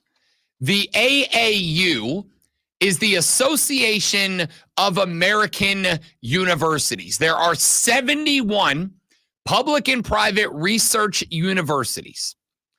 These universities have to meet certain standards as upheld by the AAU in education, research, and discovery. That is how they describe it, not me. And the AAU is very proud of the number of institutions they have that are AAU accredited. And the rumor right now is that they don't want non-AAU accredited universities in their mix because you're all poor, dumb people. At least that's how it feels to me. A little dramatic, I know, but I love a little drama, right? I love a little drama. Anyway, that's the speculation right now. That's honestly hard for me to believe. That's legitimately hard for me to believe. I can't imagine. Scratch that. I can imagine that it's true because some people are dumb and dramatic. So, I don't know if it's true or not. but there's a lot of smoke for there to not be a fire. So why, and this is going back, and I'm not going to spend a ton of time on this because there's a few more things. I got some sound from Heather Dinich and from Harry Douglas on ESPN that I wanted to get to. Why would the Big Ten say no? I don't know is the answer, Texter. It seems silly to me, especially if they are genuinely, sincerely, honestly wanting to make a push to stay neck and neck with the Southeastern Conference. Adding Clemson and Florida State is a pretty good match for the SEC, adding Texas and Oklahoma, is it not? I know that there are a lot of people nationally that are ready to say, because they made the playoff last year, because they beat Alabama, who also made the playoff last year, that Texas is, one of the best. And don't get me wrong, there's a lot going for Texas. I saw a video not too long ago of a recruiting day at Austin where a bunch of boosters showed up with like Lamborghinis to the lot. Basically a look at the level of cash money we got around this program. Come play your ball here, and the NIL opportunities are endless. Like, okay, I mean, that's within the rules, right? They're allowed to do that. As far as I know, they didn't break any rules. So the Big Ten turning down Florida State and Clemson because they don't have AAU accreditation is kind of silly for the Big Ten. Silly enough to the point that I'm kind of wondering if there's not a more legitimate reason why. And I'm kind of putting it on the same platform as the reason that the SEC is not having any conversation right now. As a reason that the SEC is not involved in conversation with these two schools. That is effectively, y'all figure your own thing out, right? Y'all figure out your own thing. It's on you to figure this thing out. There's a lot of potential litigation at stake here. There's a lot of potential litigation that's got to be dealt with. You've got a lawsuit. You've got two lawsuits for both Clemson and Florida State. You've got two lawsuits, one in each state for both of those schools. And because of those things, there's a lot of potential money at play here that's got to be dealt with. And the SEC is effectively saying at this point, hey, look, you got to fight your way out of this. It's not a no. It's just a not right now. It's not a no. It's just a we're going to let you figure your stuff out because we're not going to pay for your stuff right now. And if that is the case, that's why I think the Big 12 would swoop in this moment in time. Because, as we have said a number of times, they are fighting for their lives right now. They are fighting for their existence right now. And they may, possibly, theoretically, they might be willing to put something on the table for FSU and Clemson that the SEC and the Big Ten are not. The Big Ten would be unwilling to put anything on the table because of the accreditation, but because of the money. And the SEC, I don't think, has made it a secret that they won't put anything on the table because they don't want the money or they don't want to have to give up any money. And they might have to give up a little money to make that happen. So my thought process here is, Texter, to answer your question. I don't necessarily believe the reason the Big Ten is uninterested is because of the money. Is because of the AAU accreditation. I think that's just a way for them to kind of deflect from reality. I think it's kind of a way for them to be able to get through and out of this conversation and potentially the criticism without making the conversation about the money. And I think that's a big part of it, right? I think that's a big part of it. I think right now we're at a very interesting time because when the transfer portal and NIL and TV conversations all come into play,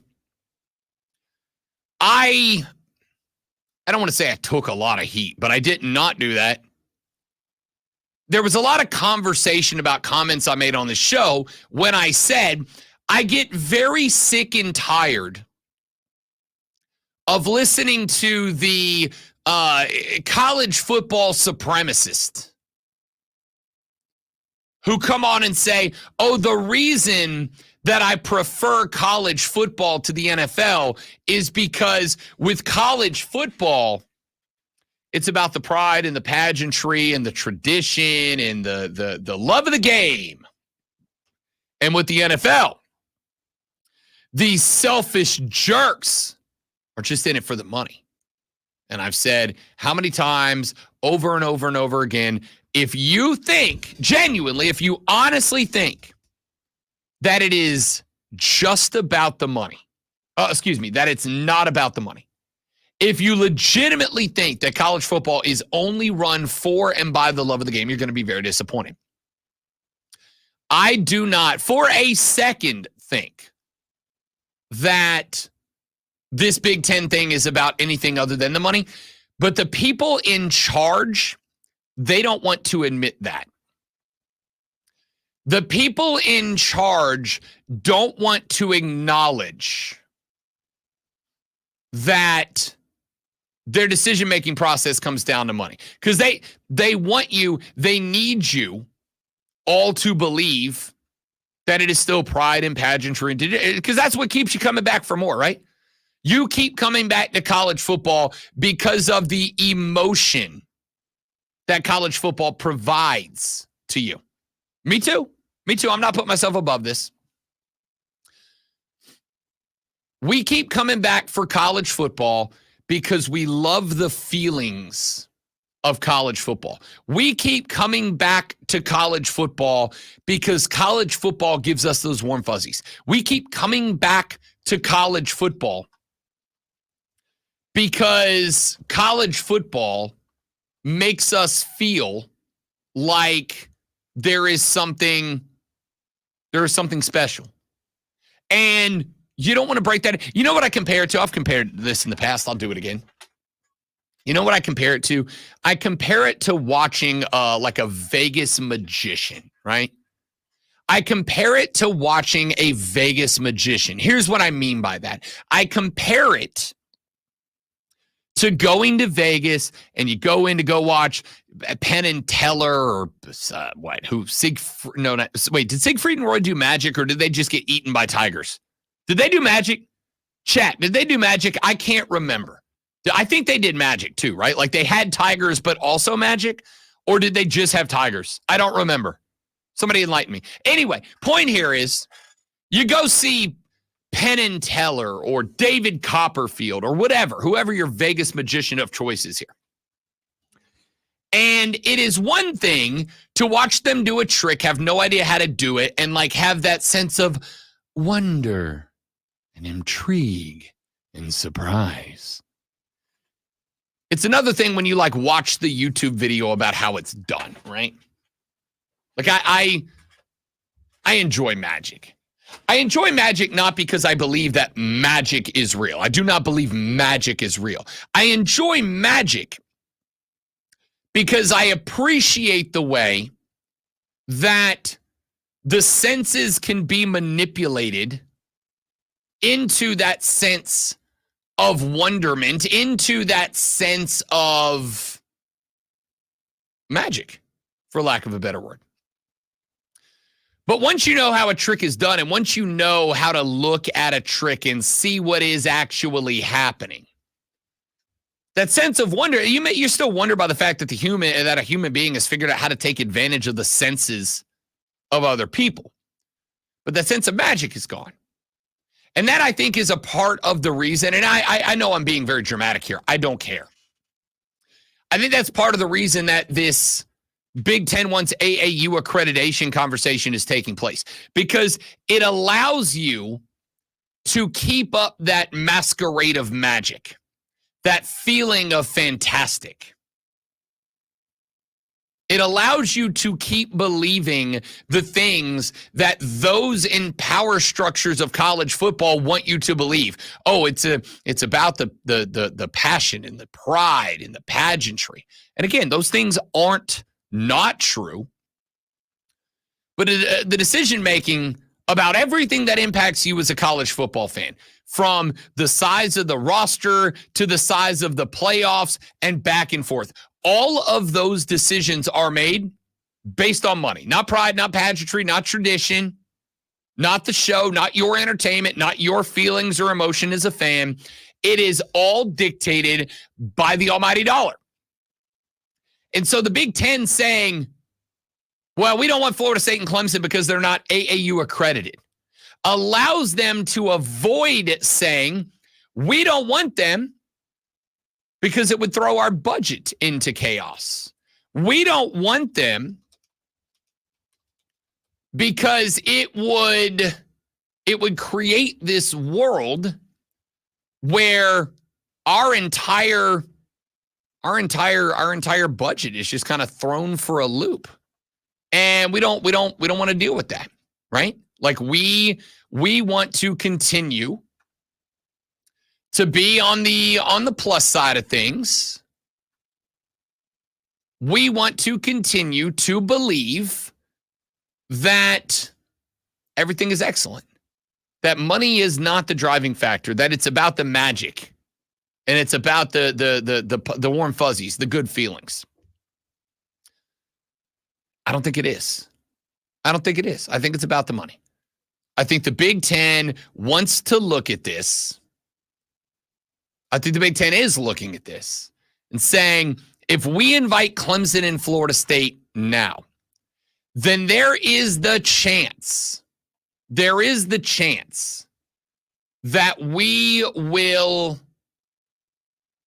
have to come off the books for tens of, perhaps hundreds of millions of dollars in order to get through this thing. And I don't think they want to do it. I don't think they want to do it. I know the SEC doesn't want to do it. Like at this point, that's just a for granted, right? They just don't want to do it. So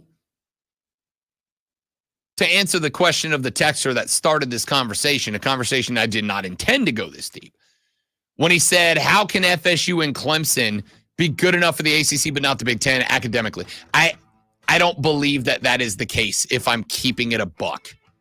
I don't believe that's the case. I think at the end of the day, the Big Ten is trying to stay in a spot where they do not have to come off of tens, if not hundreds of millions of dollars. And this is a way to blanket saying, yeah, it's not worth it for us. It's not worth the money for us. It's not worth the cash for us. I really think that's it. But we'll see. We'll see. All right, when we come back here in just a minute, we'll get to some of this other college football audio and have some reactions to it. That's coming up next. I am Rob Brown, rolling solo today. The Rob Brown Show rolls on. It's the Fan Upstate.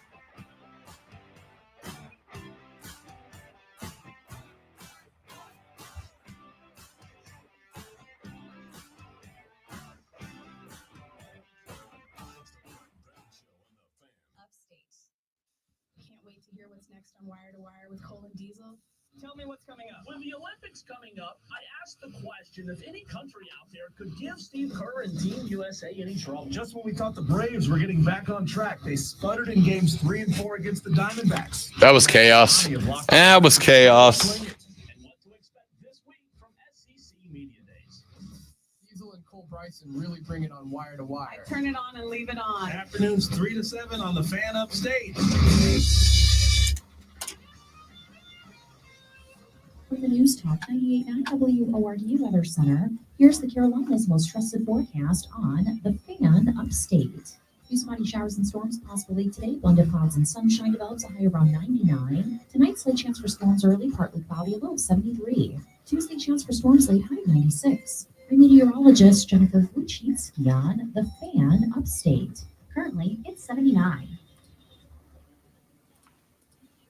16th and birdied the final hole for the win.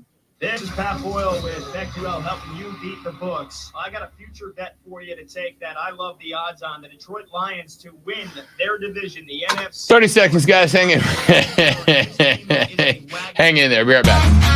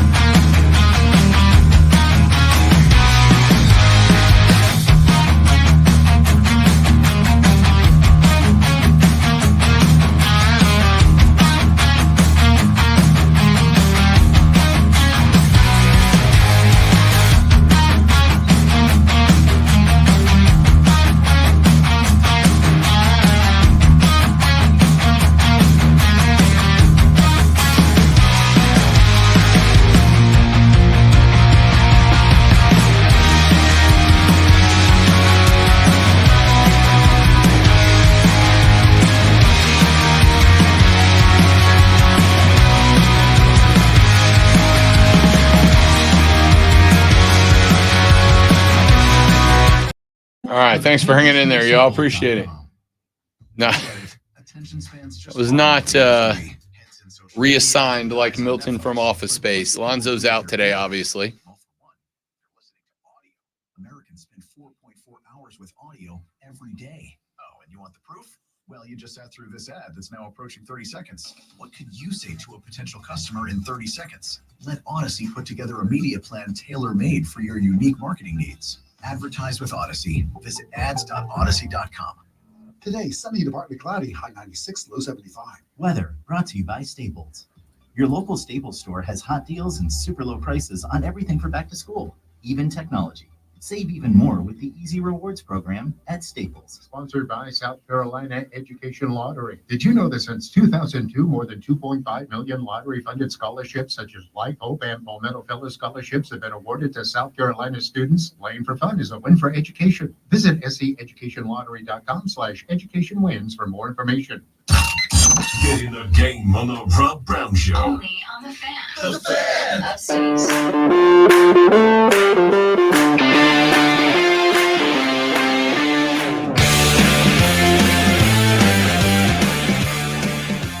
The Rob Brown Show carries on. It's the Fan Upstate. John Blau with the Post and Courier coming up in the next segment of the radio program. We'll talk to him about the Clemson stories going on regarding the alleged discussions surrounding Clemson and Florida State, perhaps engaging in those discussions with the Big 12. We'll talk to John Blau about that, but a little bit of sound here from the world of college football. Got a couple of clips to play for you. Let me start with this one. You know what? I'm just going to jump into them. Heather Dinich and Harry Douglas had a couple of conversations over the weekend about college football. Conference championship races are going to matter even more because, as you mentioned, the 5 highest ranked conference champions are guaranteed a spot in this thing. That means what happened to Florida State last year, an undefeated Power 5 conference champion being excluded, will not happen again. Also, fans are going to get a first-round home game. That is amazing. They're going to love it so much. And finally, it's going to open the door for really good teams who didn't have a chance or a path before or needed a miracle to get one. Okay, Harry, for you, how will the 12-team college football playoff impact the season? Well, I would say this, first and foremost, I know a lot of people probably think that college football is going to be different from a competitive standpoint. That's not true. I would tell you to pay attention to college football a lot more. Matt Berry, you understand that as well. But what Heather just mentioned lastly is that now if you have 2 losses or potentially 3 losses, you feel like you have a chance if you get in the dance. To hoist that trophy up and be college football national champions is still in the reach or arm's reach for you in your program. So I think you're going to get the rivalry games. You're going to get the big game matchups. You're going to still have that competitive nature between those 2 teams. I'll tell you this, teams that were 9-2 going into the last week of the season, you win to go 10-2 now in the 12-team format, your playoff dreams are alive. So those are the 2 things that Heather Dinich and Harry Douglas are most excited about. I mean, it's respectfully, it's a little underwhelming. Like, yeah, we all know this, right? Yes, I am excited. I'm excited about the 12-team playoff. I'm excited about the expanded playoff. I am excited about the fact that I don't think teams are going to be left out anymore, right? And yes, I think we can all think of some teams in recent memory that we think were left out. I think you all know exactly the first one my head goes to. But I think at the end of the day, we can all think of teams we consider having been left out. And I am excited by the fact that I don't think that's going to happen anymore. I think the fact that in-season competition is still going to matter because there are only 7 at-large spots. And in a weird way, I'm kind of interested in like a 12 seed winning a natty at some point. I know it's unlikely to happen. It's certainly unlikely to happen early in the game, but I'm kind of excited about a 12 team winning a natty. And I'm excited about a 12 team winning a natty, not just for the chaos that will ensue. I'm excited about a 12 seed winning the natty because now all of a sudden there's even more pressure in the regular season. I just do not agree with the sentiment that I have heard expressed quite a bit lately that this is going to somehow diminish the regular season of college football. I don't think that's true. I don't think that's true at all. I think if anything, the regular season is as important as it's ever been.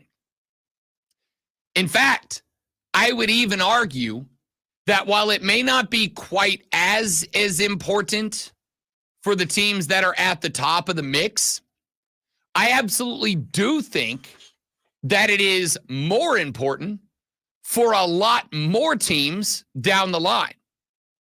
Because I think there's a lot of teams that are going to be mid-conference caliber teams that in years gone by, their regular season really wouldn't have mattered because they were going to finish at 9-3. They were going to finish it at, maybe 10-2, but they were going to finish in those spots. And they had absolutely no opportunity to make the playoffs, right? Despite being a 10-2 team.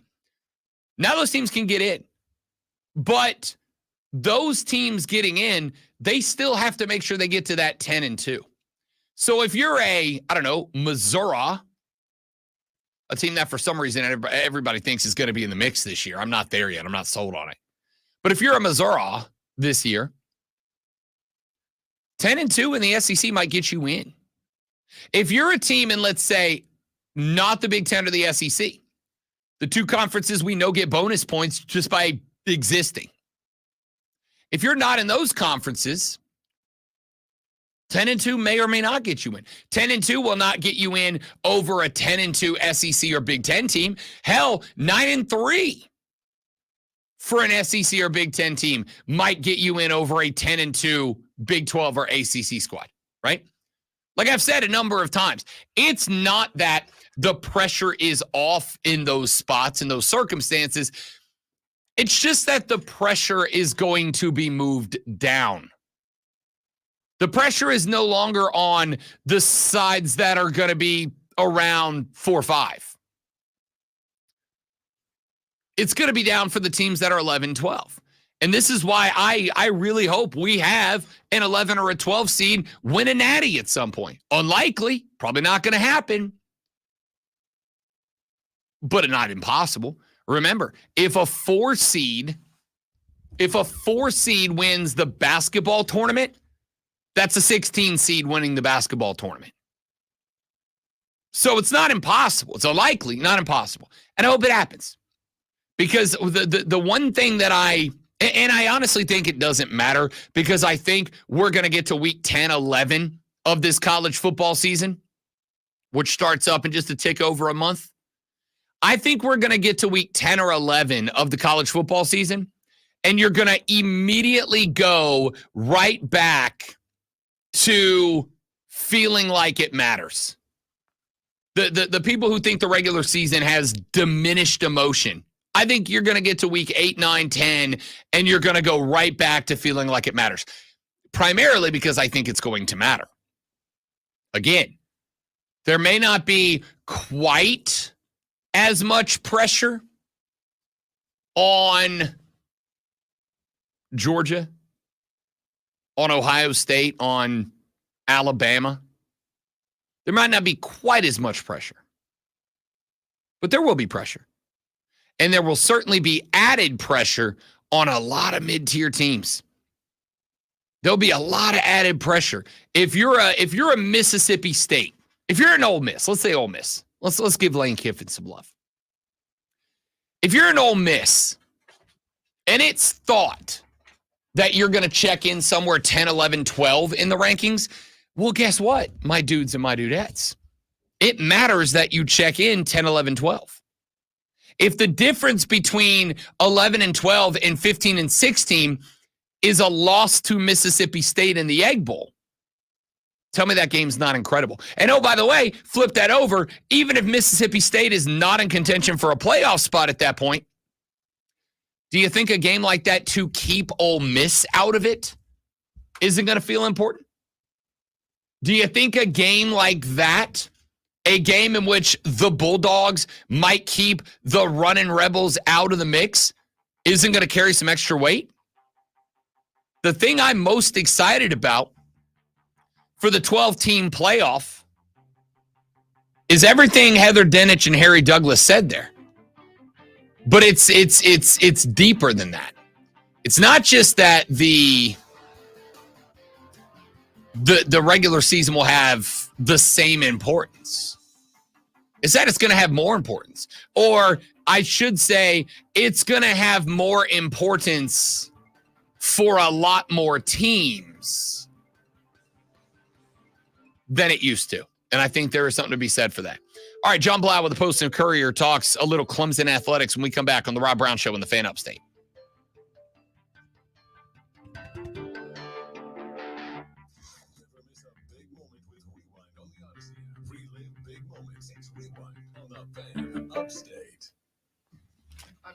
All right, guys, going to step away for just a minute while I get John lined up. Don't go anywhere. We will be right back. Appreciate you guys. You're all amazing people, and I appreciate you.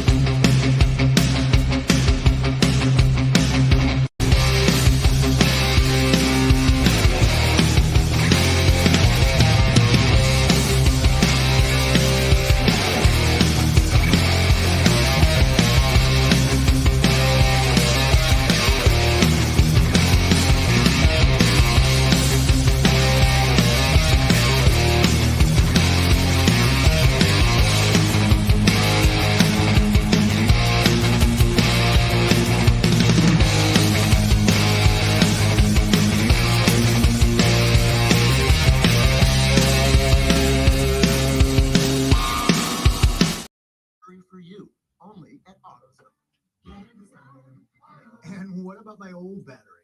We can recycle it right here at America's #1 battery destination. Restrictions apply. Timmy, everybody. Great job. Next up for our 5th grade class recital, we have Amanda. 10 times better performance can make a big difference. Castrol Edge Motor Oil gives your engine 10 times better high-stress performance. Castrol Edge, better oil for maximum performance. Now through December 28th, Castrol Edge and Edge High Mileage Motor Oil are on rollback at Walmart. Claim based on sequence 9 test under high load conditions versus API SP test limits. Talk to Robin Lonzo. Call 844-FAN-PHONE. That's 844.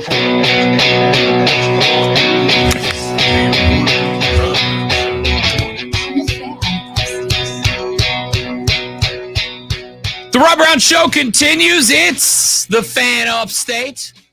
Lonzo out today, so you get me, Rob Brown, on the ones and twos, on the mic, on the phones. I am my own bouncer at this point, holding down the safety and security of the building at large. I mean, what can't I do? Well, what I can do is cover the Clemson Tigers, as well as our next guest. He joins us at this time every Monday morning to talk Clemson Tiger athletics from the Post and Courier. He is John Blau. John, what's up, big fella? How we doing? I'm good. How are you, Rob? I'm doing very, very well. Thank you, man. How is I can't imagine with the lawsuits we had last week and your in-depth coverage of that, with the swirling rumors going on right now about conversations between the Big 12 and Clemson. Like, how's life for you right now, bud? Do you need a nap, a Red Bull, some combination of both? Yeah, probably a nap. I literally drove 9 hours from Pennsylvania to South Carolina to have like a week's worth of vacation, and then ended up right in the courtroom Friday in Pickens County for that. And, obviously, again, MLB draft, and now NFL, college football starting up. We're going to talk to Dabo Sweeney tomorrow and all the assistant coaches. Yeah, it does not stop, and I could use a prolonged nap probably. No doubt. All right, let's start with the tangibles here. Let's talk about the court cases. The biggest update we've gotten, John, is that North Carolina, the Mecklenburg County judge, has decided that the Clemson request to stay the ACC's lawsuit against them in North Carolina will not be granted, meaning the ACC's case in North Carolina can go forward, as with the Clemson case in Pickens County. I know we've talked a little bit about the differences or lack thereof in these two cases, but what does it mean for Clemson that this case did not get stayed and both of them will be going on simultaneously? Yeah, I mean, it's interesting because, again, like you said, they all drive towards the same thing, which is getting an interpretation of the contract between the ACC and ESPN and its member schools. And, obviously, maybe Clemson would rather have a judge that's closer to home, that's familiar with them, interpret that contract rather than a judge up in North Carolina. And that obviously would bind all member schools if the North Carolina judge were to make a ruling. I guess the ACC's based there. But really, I mean, the interesting thing to hear the ACC's attorney say in court on Friday was, Clemson's almost hedging their bets here by bringing the South Carolina case. That they can say, well, if the North Carolina judge says, well, we think the interpretation of the contract is that, no, Clemson, your rights are with the ACC. This kind of gives them another outlet in South Carolina that if they get a ruling from the judge there that says, well, actually, the way you worded this contract, I'm not sure if you do own Clemson's rights to 2036. The judge, the lawyer from the ACC was saying, well, they're going to take this and go back to North Carolina and say, well, judge, you're wrong because we have a judge in South Carolina that says you're wrong. So it's kind of, maybe advantageous to Clemson that they have multiple cases going at the same time. It kind of hedges their bets a little bit. It continues to add pressure on the ACC in terms of, they have obviously 4 lawsuits they're dealing with in 3 different states. As far as if there's a disadvantage for Clemson being in North Carolina, you really don't know because a judge you think might rule against you might actually rule with you. So it's all really kind of up in the air. Just again, if you think about this in terms of Clemson is just trying to apply leverage for negotiation to eventually settle. I think having those cases going is ultimately, what they want in terms of applying that leverage. This is dramatically over my head, John Blau. You are way more in and connected than I am. But is there a chance that different decisions are reached in each case? And does Clemson have any sort of contingency plan or preparedness plan if that was to become reality?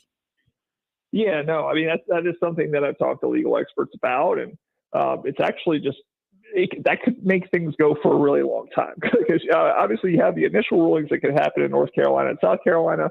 Then you have appellate courts to eventually hear this.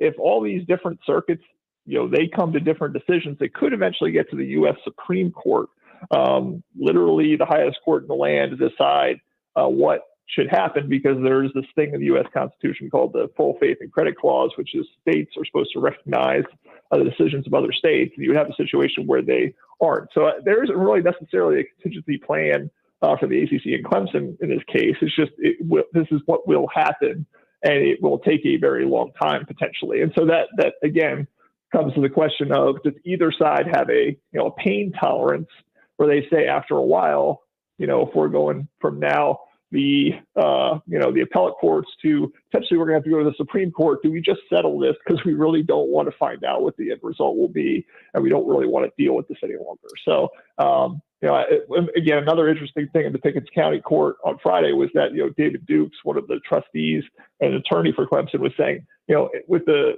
Supreme Court in North Carolina, they sometimes wait a year just even to hear these cases. So they were asking we need some immediate relief here, because this could take a really long time if we end up going all the way through this. And so there is kind of an urgency that Clemson at least would like a declaration sooner rather than later to get their freedom, but you never know. It could take a very, very long time. So obviously the grant of rights that is kind of at the heart of this whole thing, John, is extended all the way till 2036. And my thought has been, if Clemson and Florida State, and then maybe North Carolina, Miami, although I think they're playing it smart by just kind of being quiet, letting FSU and Clemson take the hits.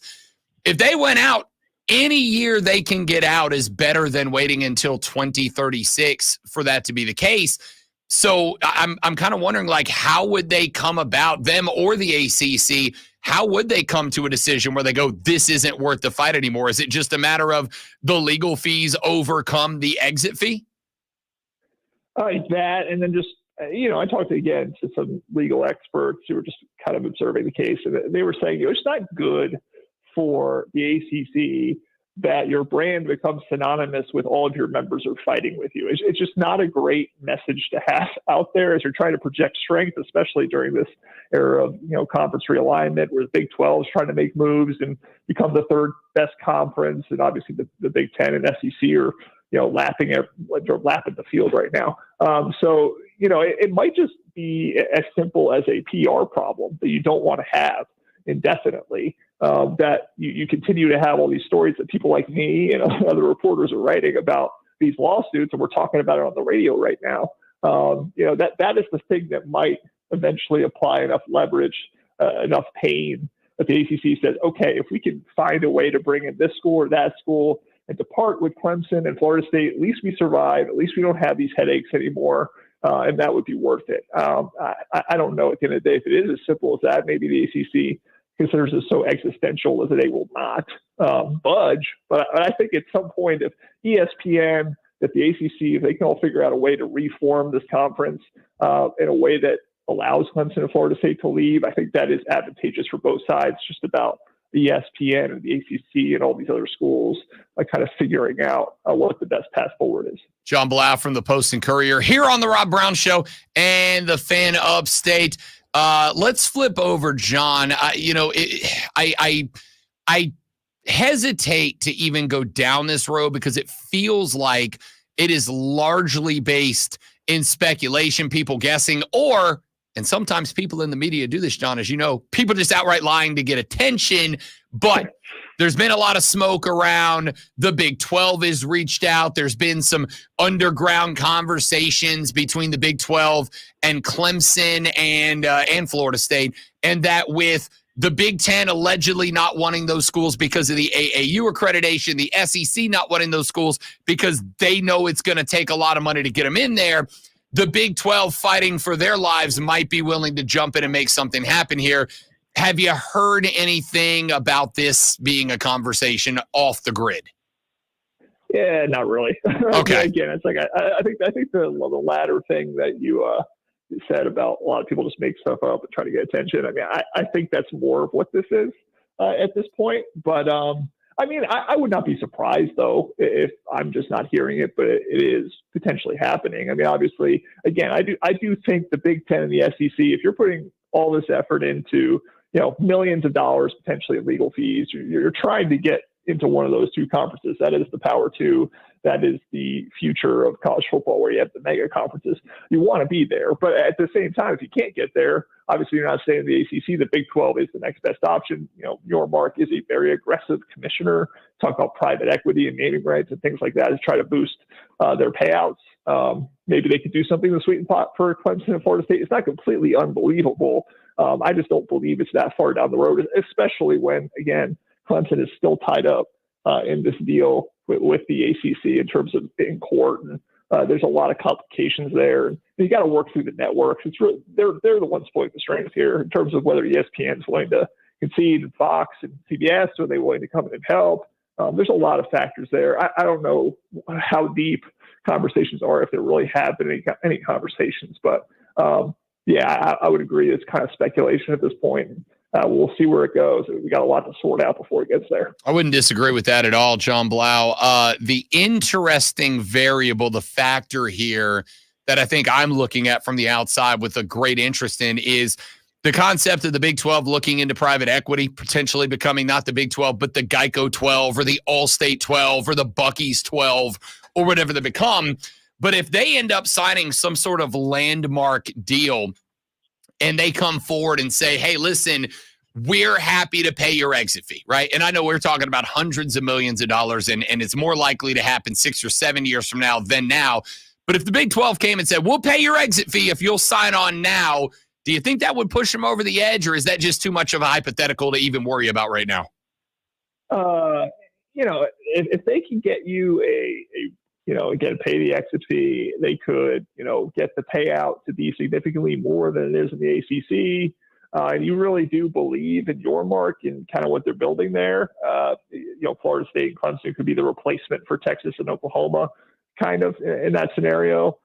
I mean, I could believe it would happen. But again, it's just, there's so many complications with the lawsuit still ongoing. Would you be accused of tampering if you're the Big 12, if you're coming in and trying to take these guys while they're still in the middle of this litigation and all that? There's a bunch of complicating factors. So it's a plausible scenario. I just don't know all the ins and outs if it could work at this moment in time.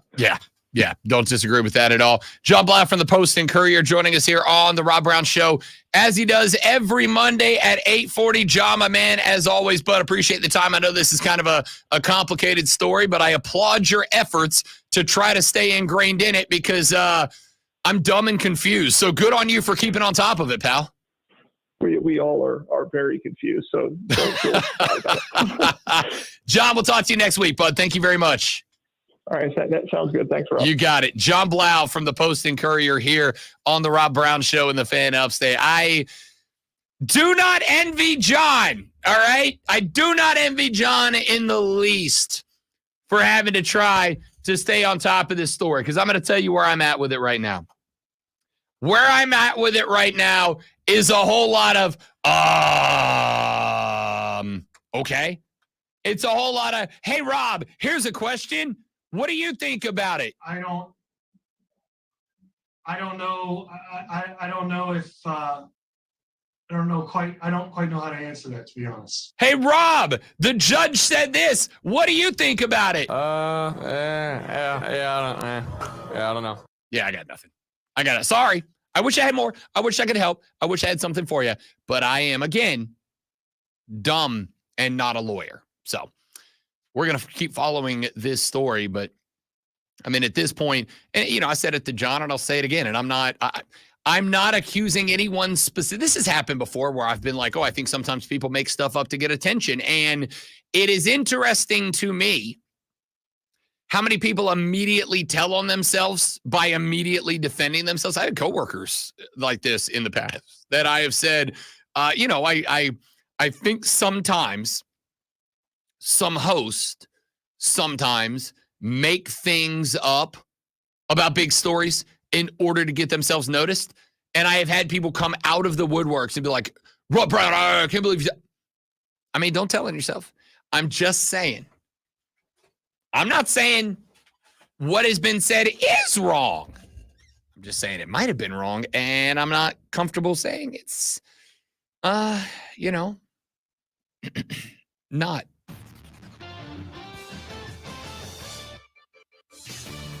Argentina adds another trophy to the trophy cabinet after an extra time winner from Lautaro Martinez, who subbed in for an injured Leo Messi in Copa America's final last night. Martinez found a through ball from Giovanni Lo Celso and sent it over the head of Colombian keeper Camilo Vargas for the win. Messi's injury came at the 64th injury and was not contact, but forced him to the bench. Spain are the champions of Europe after defeating England 2-1 in the Euro Cup finals. Nico Williams scored a go-ahead goal early in the contest, but Chelsea star Cole Palmer equalized for the Three Lions. In the 86th minute, Mikel Oyarzabal knocked in the winner to lift the trophy. The Braves enter the All-Star break on a high, taking 2 out of 3 on the road at the Padres. The final contest, the 6-3 game that saw Chris Sale pick up his 13th win of the season. Travis d'Arnaud homered twice and had 4 RBIs in the win. And finally, Caitlin Clark led the Fever past the Commissioner's Cup champion Minnesota Lynx 81-74. Clark recorded 17 and 6, while former Gamecock Aaliyah Boston recorded her 20th career double-double. The Fever now 11-14 and in contention for a playoff spot. That was way long. All right, guys, I'm going to hit the restroom. I'll be right back.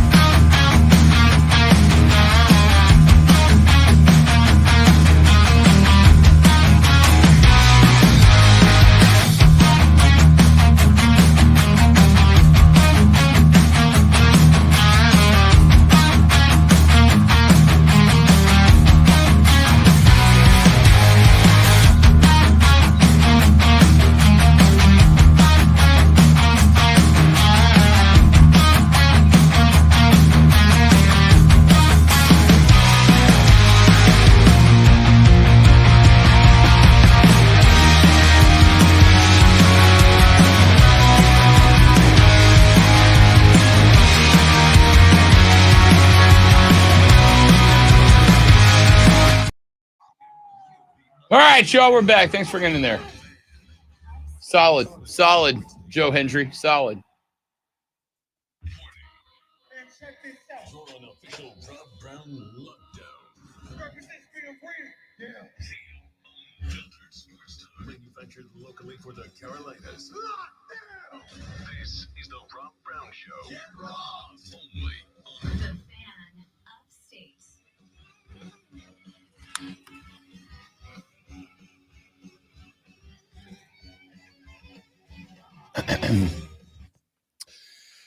And the final hour of the Rob Brown Radio Show goes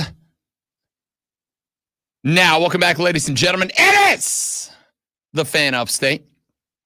Spectacular to have you, my dudes and my dudettes. Renewal by Anderson of the Carolinas fan phone is open, 844-326-3663, 844-326-3663. You can text us.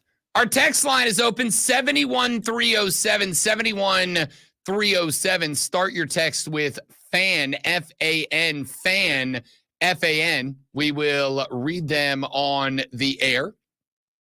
You can tweet me or X me or post me or thread or whatever it's called me at The Rob Brown Show on X, at The Rob Brown Show. Get it, everybody at the Fan Upstate. Lonzo out on vacation this week, so your boy rolling solo for today.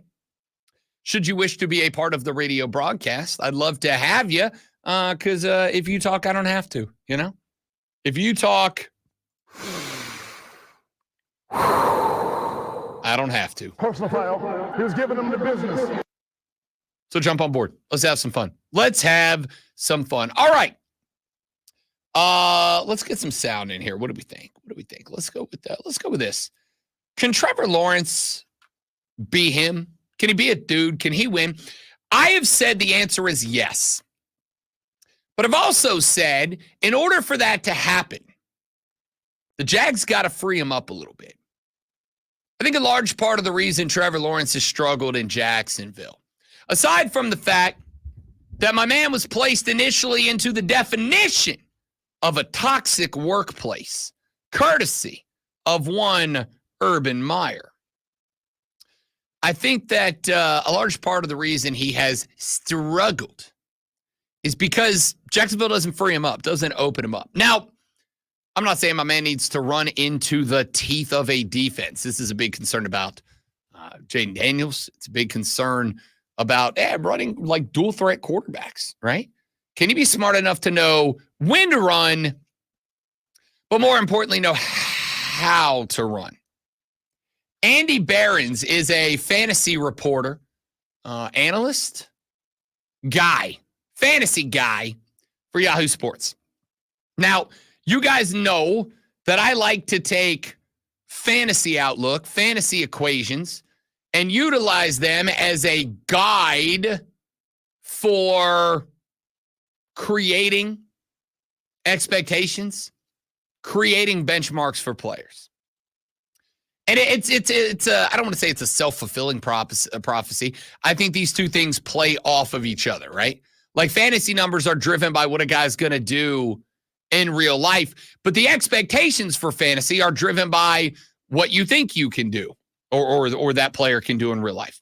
Andy Behrens gave his breakdown on the potential fantasy / real life belief of his capabilities in Trevor Lawrence. I mean, you wouldn't know it from my fantasy ranks, right? Because I'm not particularly bullish on him. I've got him in the higher teens, I think, like maybe QB 17, 18, something like that. And part of the reason for that is I've kind of resigned myself to the fact that the Jaguars are not going to let him run. He was a great running quarterback at the college level, and like in my mind, he is somebody who could definitely have the rushing season that Daniel Jones had a couple years ago. Like that's very much in play for Trevor Lawrence. He was really good at it. Some of his best collegiate highlights are like, long touchdown runs. Like he has a gift for it. When he's forced into it, he's still really good at it. But I just don't think it's going to be a major component of his game. I don't think the Jaguars want him doing it. So fine. So I can't consider him a member of the dual threat club. So that lowers him a little bit. man, people have really trashed him, and including people who came in, a couple of years ago would have told you that they still believed he was a generational quarterback. But like they're just 1 year removed from like they won a playoff game. They were an ascending team that won a playoff game.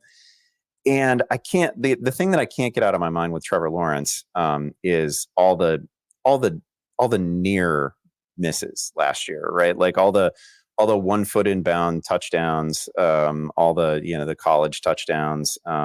It wasn't just, I don't even think that they ended up having a particularly notable year in terms of like total number of drops, but some of the situational drops, like when they happened and what the result of the play would have been had it been caught, were just felt monumental. And so it felt like there were repeated, like just big, huge swings in his season where it all could have looked a lot different on paper. It all could have looked a lot different statistically. Yeah. Yeah, pretty much what I said.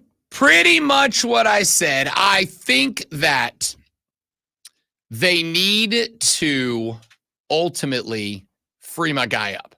Trevor Lawrence becomes dangerous not because of his arm. He's got a good arm. But he becomes dangerous not because of his arm. He becomes dangerous when he can utilize every inch of the football field. He becomes dangerous not as a passer because he's a great passer. He's a very good passer. Not because he's a great passer. He becomes dangerous because when he is able to get to the outside and a first level defender can't just drop off or commit to jumping up at him, but has to kind of try to play it in the context of the play because Trevor Lawrence is a danger either way, right? What I want to create if I'm Jacksonville is an offense very similar to what Buffalo does with Josh Allen. What I want to create for Trevor Lawrence is the Buffalo option. I want to create an opportunity to utilize Trevor Lawrence as an outside of the pocket passer.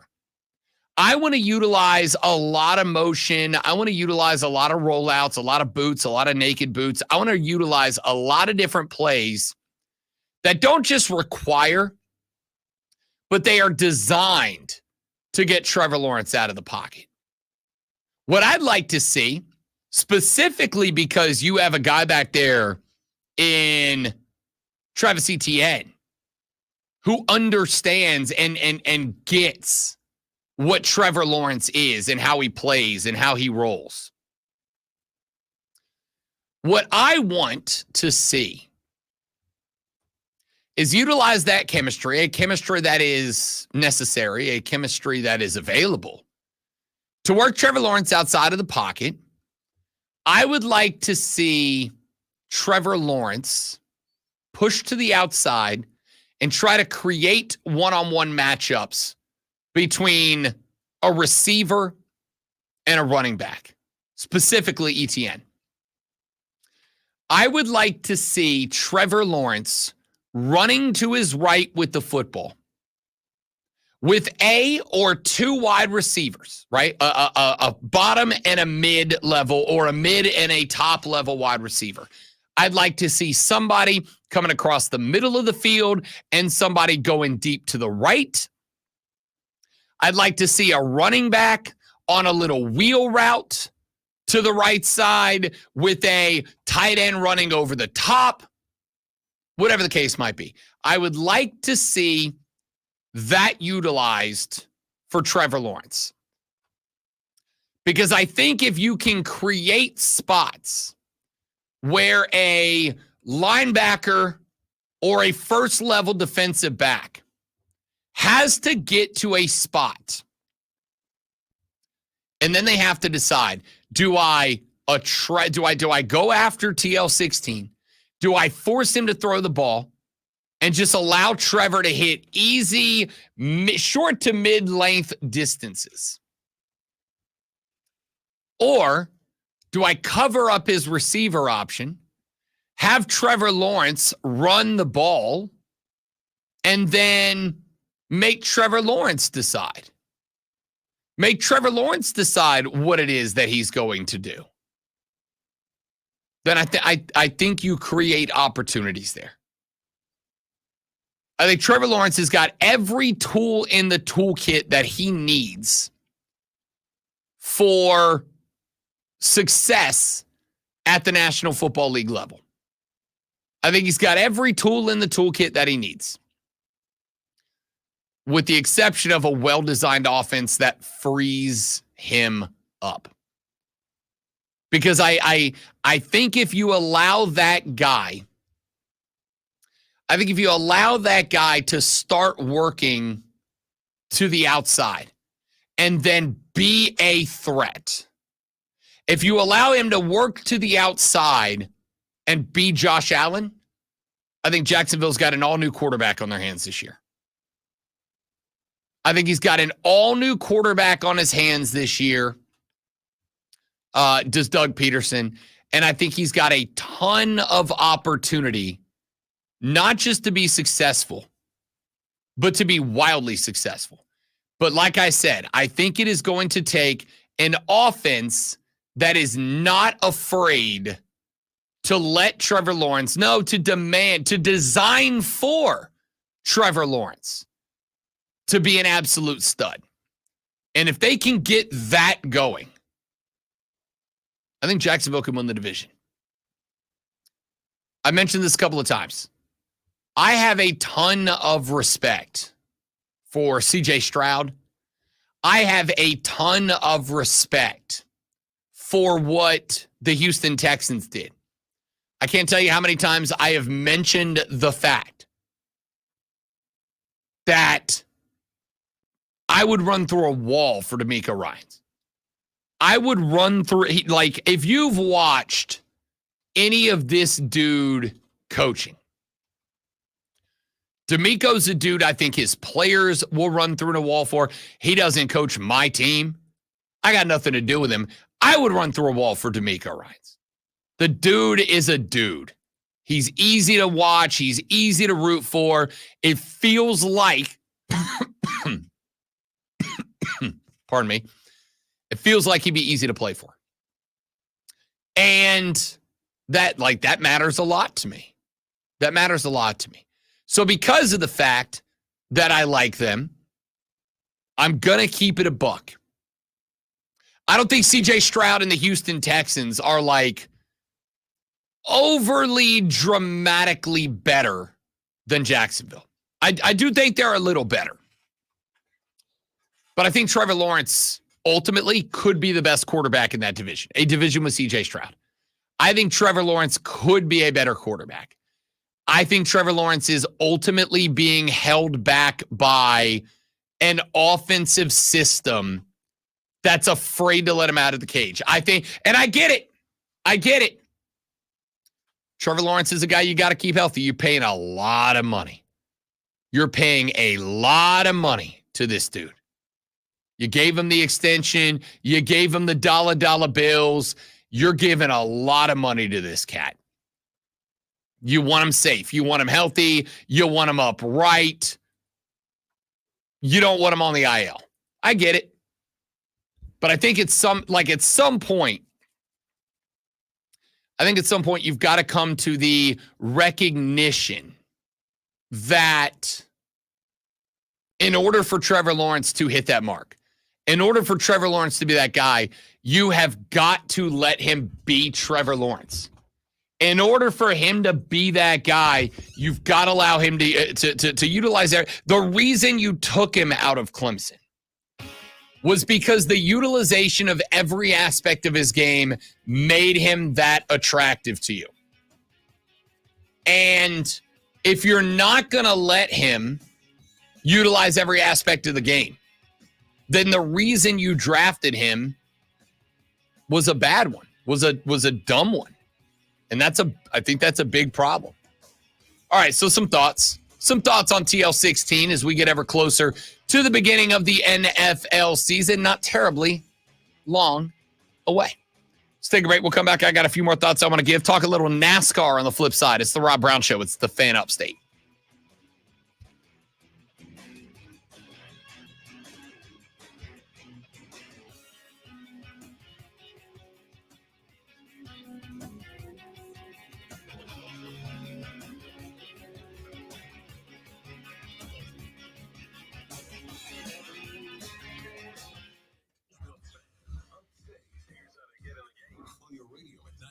97 FM, 1330 AM, Greenville. 97.1 FM, 950 AM, Spartanburg. How we feeling, chat? Y'all good? There's a whole lot more to know about sound if you really want to go into the subject. Your smart speaker. Just say play 97 The Fan Upstate. On your HD radio at WFBC HD3. There's just one more thing. And on your computer at TheFanUpstate.com. From the News Talk 98.9 WORD Weather Center, here's the Carolinas' most trusted forecast on The Fan Upstate. Few spotty showers and storms possible late today. Blended clouds and sunshine develops a high around 99. Tonight, slight chance for storms early, partly cloudy, low 73. Tuesday, chance for storms late, high 96. I'm meteorologist Jennifer Vucicki on The Fan Upstate. Currently, it's 82.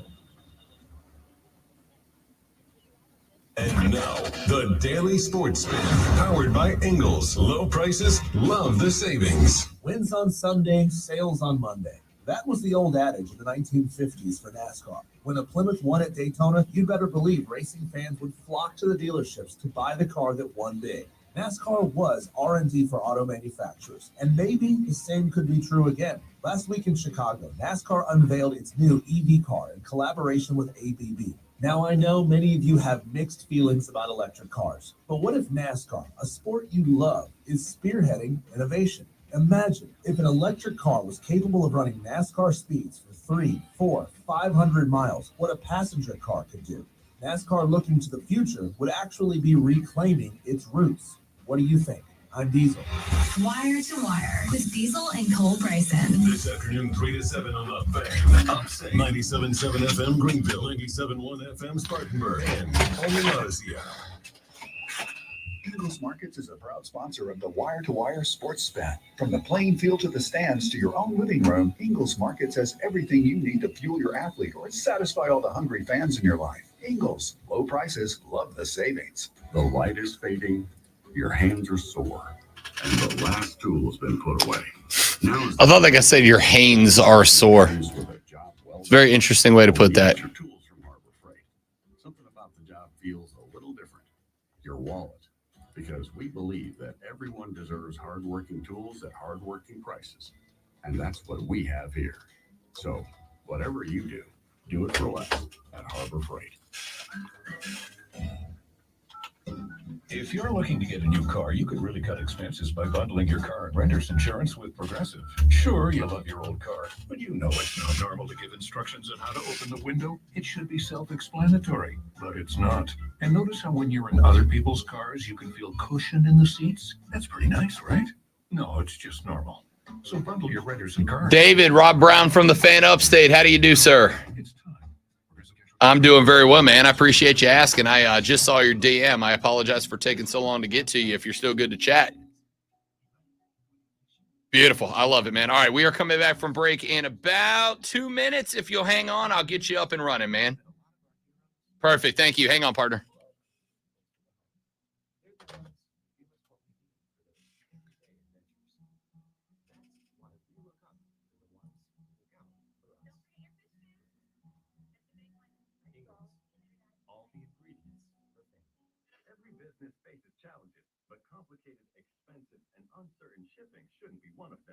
Well, that's how I set up an interview.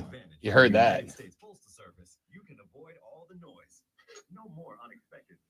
Steven, I stayed up till halftime. I watched Shakira and I went to bed. To success and turn shipping to your advantage. Learn how at USPS.com/advantage. USPS Ground Advantage. Simple, affordable, reliable. Downy Rinse and Refresh. Break up with stinky clothes. Every now and then I get a little bit tired of the things that just will never come out. Every now and then I rinse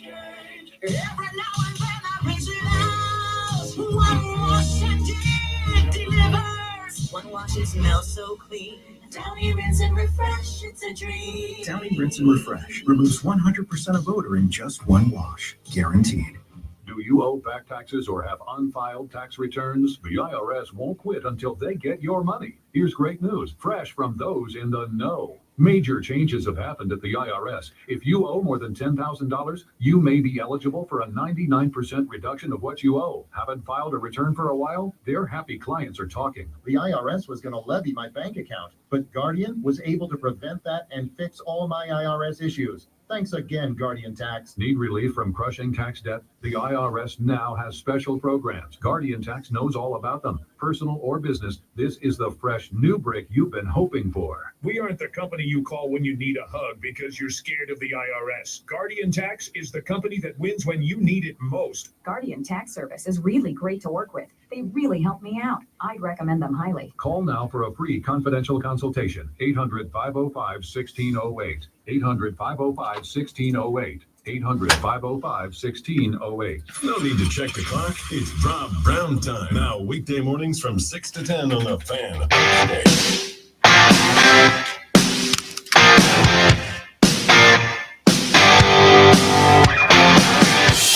The Rob Brown Show back on your radio. It is The Fan Upstate. 97.7 FM Greenville, 97.1 FM Spartanburg, all around the world on the Odyssey app, AUDACY. Put it on all your digital devices and don't miss a minute of our around-the-clock programming here on The Fan Upstate. Told you earlier, we were reaching out. We were going to try to make it happen, and I'm going to tell you straight up, I've never gotten a better yes to an interview than my kids aren't wild right now if you've got time. David Hood is a senior writer for TigerNet.com. He is a Heisman voter. He is a member of the CFB Writers Association. And least impressively of all those things, he is the next guest here on the Rob Brown Show. David, how we doing, bud? Well, like I said, the kids are quiet right now, so I'm great. I'm gold. And you decided to take time to talk to me instead of taking a nap, you brave man. Well, it's always fun to talk sports. I love that. Can't go wrong with that. My man, listen, I reached out, and I'm glad I did, because we have got Twitter on fire right now about the Clemson to the Big 12 rumors that were started by a radio show host named Greg Swaim a couple of days ago. You responded on your Twitter thread the other day saying those tweets are wild, that you've got sources at Clemson who assure those claims by Swaim are, quote, way off base, end quote. I want to get into the specifics, but before I do, I'll just give you the open mic. Can you kind of tell me what the breakdown from your perspective on the situation is? Yeah, it's really funny that as soon as the first report came out from Swaim, I get a text from somebody over at Clemson that would know, and it's like, hey, that's just the Big 12 trying to stir the pot. Nothing to it. And I go, okay, so I'm just going to keep quiet, and then the uproar gets a little bit louder, and then gets a little bit louder, and Greg Swaim comes out and has that, and everybody gets a little bit crazy. And it's funny. It just sounds like people out there are trying to make something out of nothing to make Big 12 media days fun. And then, I reached out to somebody else at Clemson, and I said, hey, obviously there's a lot of chatter. I don't think you would even qualify that as smoke right now. And it was like, can't even begin to tell you how off base this all is. And, I think that there are bigger fish to fry for Clemson, for Florida State.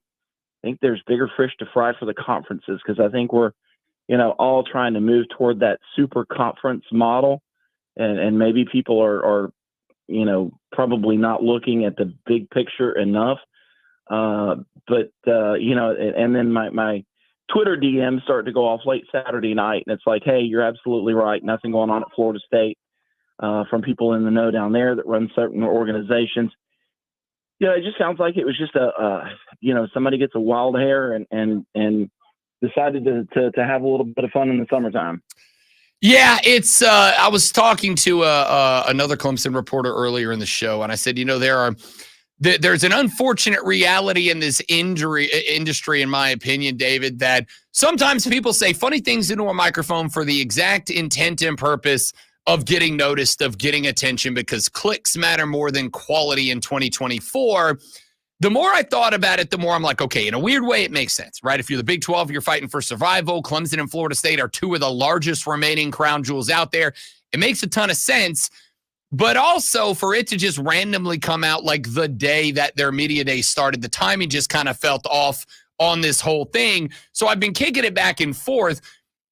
Basically what you're saying is, as of right now, at least from what we've been able to, because I've talked to friends of mine, I used to cover Florida State down in Florida, not hearing any smoke down there as well, is that it's not that the rumor doesn't make sense. It's just that it's not happening right now.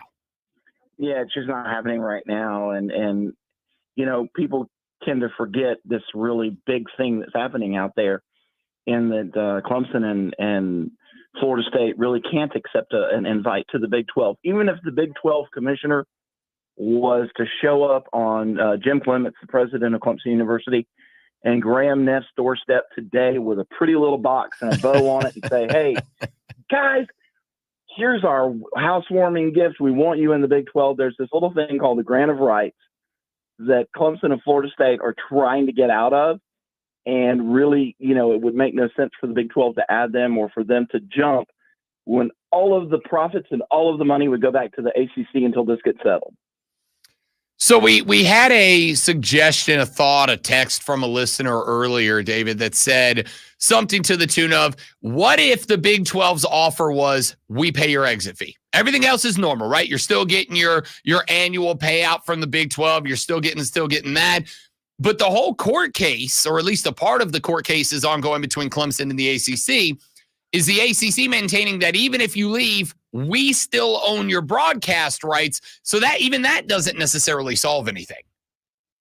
No, because then, whatever that media rights fee per year, whatever it is, in the ACC, it's $49 million.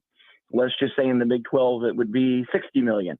Well, that would go to the ACC until this gets settled. So, look, I had somebody ask me about Maryland. Remember, Maryland left the ACC back in 2013. And I think I'm right on this, but the original amount was just an exit fee. That's all that they owed. And it was, I believe, $52 million. Oh my goodness. Graham Neff would write a check for double that, maybe even triple that today if he could get out of the ACC. And, the two sides eventually mediated and they settled for, I do believe it was $31 million, which just, look, $31 million is a lot of money, but with the numbers being thrown around today, that's small. That's chump change, right? And, the ACC decided, we can't lose any more teams. And so that's what led to this, grant of rights and trying to lock teams in and making sure that they don't leave. And until this is settled, and, I think Clemson feels like they've got a really good shot. I think Florida State does. And maybe this all comes to a head at some point. The ACC quits fighting and says, let's go negotiate a buyout or maybe a percentage of your media rights fees for 5 years. Who knows what it will be, but that's got to get settled first. We are talking with David Hood. He covers Clemson for TigerNet.com here on the Rob Brown Show and the Fan Upstate. I was digging through, and the interesting thing about this to me, David, is like the Big 12 fans started losing their minds, right? Like the Big 12 fans were like, yeah, but hear us out, Clemson. Like, hear us out. You'd fit in. You'd be the marquee program. You'd get everything, and you'd make twice as much as the ACC.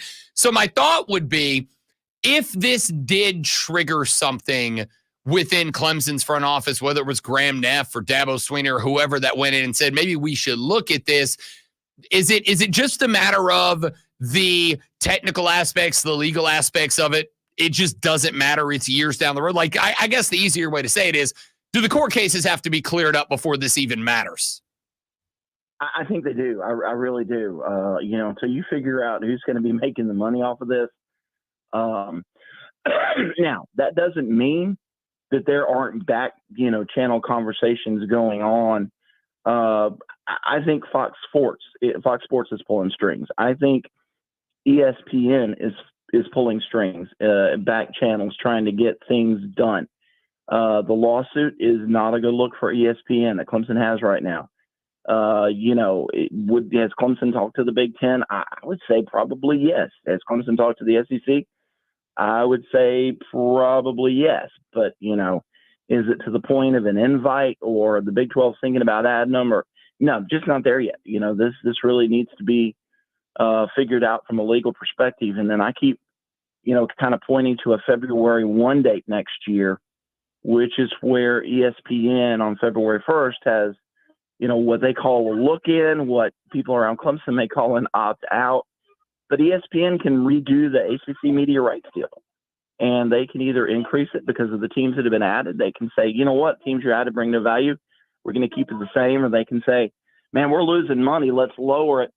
And at that point, February 1, if ESPN changes the contract, then that may give Clemson, Florida State, and whoever else maybe, a chance to go, you know what, now the contract's been changed, we're leaving. We are talking with David Hood, who covers Clemson for TigerNet.com. David, a minute or two more, and then we'll let you get back to your kids, who are, by the way, congratulations, because they sound like they're being excellent right now. That's fantastic fathering. Well, they haven't killed each other, so that's okay. They're 3- and 5-year-old boys. I mean, it is what it is. My man, you keep the bar on the floor as long as you can keep the bar on the floor. You know what I mean? As far as the lawsuit stuff goes, and obviously this is kind of the biggest story, because I agree with you. I think everything else kind of hinges on this right now. As far as the lawsuit goes, the biggest thing I'm interested in is the fact that the stay was not issued against the court case in North Carolina, meaning Clemson's going to be dealing with, at least right now, it looks like, dueling lawsuits, one in South Carolina, one in North Carolina. What impact does that have, if any, on Clemson's approach to these lawsuits? Or is it just a matter of a bunch of lawyers who are about to start making a lot more money? Yeah, I think Clemson's approach in both cases is the same now. The one in North Carolina has been appealed, so it's going to the appellate court. We do not have a time frame on that. In fact, one thing that the Clemson lawyers brought up Friday when we were in court in Pickens County was, that could be a year, it could be 2 years from now before it's heard on appeal. And certainly everybody wants it to happen before then. But I think the approach is the same. Let's just try and find a loophole in the grant of rights and, see what happens there. But, for Clemson, having it in Pickens County, I think that's huge. I think kind of having a little bit of a home court advantage. As Grayson Mann, who works for us, I think he wrote that, Saturday or Sunday, having a home court advantage is big. And, I think what will happen eventually, though, because Florida State's taking the ACC to court, there will be a suit in Leon County. There will be a suit in North Carolina. Clemson's taking them to court, suit in Pickens County, suit in North Carolina. At some point, the ACC just come to the negotiating table. And maybe that's what every side wants. Maybe they just want to come and, sit down and let's hammer this out. Interesting. David Hood from TigerNet.com joining us here on the Rob Brown Show and the Fan Upstate. David, my man, I appreciate the late notice. I appreciate you coming on. And if you don't mind, I'd love to do it again sooner rather than later, partner. All right, let's do it. Done. Love it. Thank you very much. And by the way, I don't know if they can hear me, but the kids deserve ice cream. Well, we'll make sure something happens. I like it. I respect it. David, thank you very much, buddy. Let's do it again soon, pal. There you go. David Hood from TigerNet.com. He is also a Heisman voter and a member of the CFB Writers Association, joining us here on the Rob Brown Show with the Fan Upstate. Greatly appreciate his time putting his kids on hold for a minute. I respect that. My man deserves some respect for that. He's like, hey, don't kill each other. Dad's got to do an interview. And and from what I understand, from what I heard in the Brett, it did not sound like there was any child-on-child violence. So good on David Hood. Just means that's some good parenting. All right. Thank you very much to David Hood. We got to run to a break. We'll come back here in just a minute. Got a few more things I want to get to, including, I was going to talk NASCAR there, but David Hood gets priority, right? David Hood, of course, gets priority. When we come back, something happened in the NASCAR race yesterday. Something happened on the NASCAR race yesterday that involved a longtime friend of the show. Something happened on the NASCAR race yesterday that lets me think that a longtime friend of the show is about to become a character, and I like it. We're back after this on the Rob Brown Show on the Fan Upstate.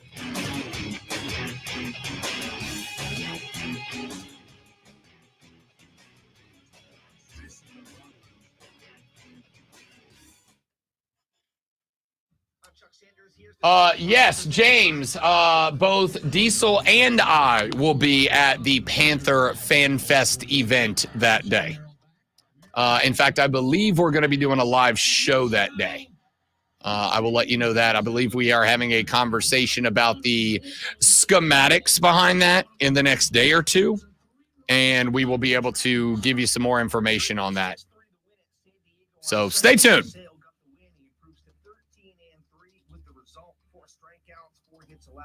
Over 5 innings. Travis d'Arnaud hit a pair of homers and drove in 4 runs. Atlanta's won 6 of 9 and took 2 of 3 from San Diego. The Braves head into the All-Star break second in the NL East, 8.5 games behind the Major League leading Philadelphia Phillies. Bundle auto and home, renters or condo, and save with Progressive. Download the Odyssey app, search the Fan Upstate, and listen anywhere on your phone. I'm Chuck Sanders, that's the Sports Flash of the Fan Upstate. From the Ingles Market Studio. Tigers, Gamecocks, Panthers, Paladins, and Rebels. Punch your ticket to the best local sports. 97.7 FM Greenville, 97.1 FM Spartanburg. Always streaming wherever you are on the Odyssey app. State. Have you been wanting to find the secret to losing weight and getting healthy the natural way without drugs or injections? Hi, this is Dr. Elliot Hirschhorn with New Life Weight Loss, and we know the secret to losing a half a pound to a pound of fat every day, naturally, safely, and effectively, without counting points or calories, no exercising, no prepackaged meals, no drugs, no surgery. Go to mynewlifeweightloss.com now. Hey, it's Rob Brown. I went back home to Florida last weekend to spend time with friends and family. I haven't seen in a while, and I cannot tell you how nice it felt, thanks to my friends at New Life, to be down all this weight and have people telling me how good I look, to be wearing vacation clothes and feel like I looked good on vacation. It works. Many patients lose 20 to 30 pounds in about a month or two. That's up to a pound per day. For your free consultation, call 864-719-2550 or go to mynewlifeweightloss.com. Our expert team will discuss your health goals, help determine the root causes of your weight issues, and put you on a path to success. Go to mynewlifeweightloss.com now. Wire to wire with Diesel and Cole Bryson. Turn on, leave on. If you do not know, if you have not heard, this is the 5 o'clock fight. Diesel and I have to disagree on 3 topics. I like this one. You put this one on the rundown, and I cannot wait to tell you you're wrong. Gas station food. Eat it or leave it. Leave it all behind. I don't eat that stuff. It's not good food. Diesel. I don't care what you say. It's probably been sitting there for hours. It always gives you the ball. I try to stay away from it. ACC. I can't wait to see Cole's first interaction with ACC Karen. It's going to be absolutely spectacular. Absolutely spectacular. All right, give me 30 seconds. I'll be right back, guys. Stay right there for me, please. And thank you. You're all amazing, by the way. I love you. You're beautiful.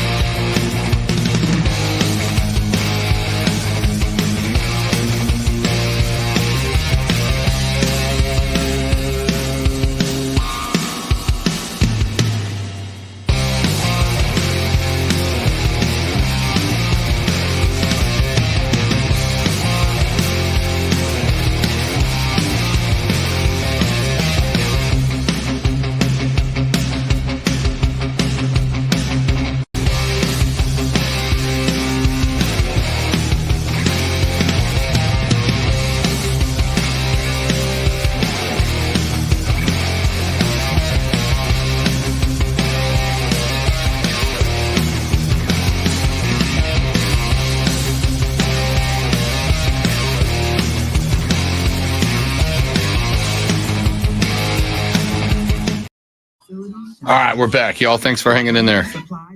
I genuinely appreciate those of y'all that are hanging out with us today. Call quickgranger.com or just stop by. Granger, for the ones who get it done.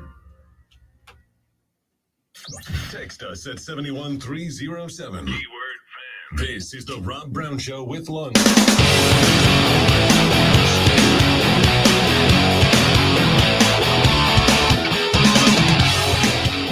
The Rob Brown Show continues. It's the Fan Upstate. Thanks for being here, ladies and gentlemen. You're all spectacular people. We appreciate it greatly. 844-326-3663. That is the number to the Renewal by Anderson at the Carolinas fan phone, 844-326-3663. You may text us, 71307. Start your text with FAN, F-A-N, and we will read them on the air. All right, let's get a couple more things in here. You guys know I'm a big Corey LaJoy guy. All right, why? Multiple reasons. Number one, friend of the show. Number two, driving for Spire, which we have a connection with. Number three, longtime friend of the show. Corey's been on the show once a year, every year for the past 4 years running. Now he's come on the show.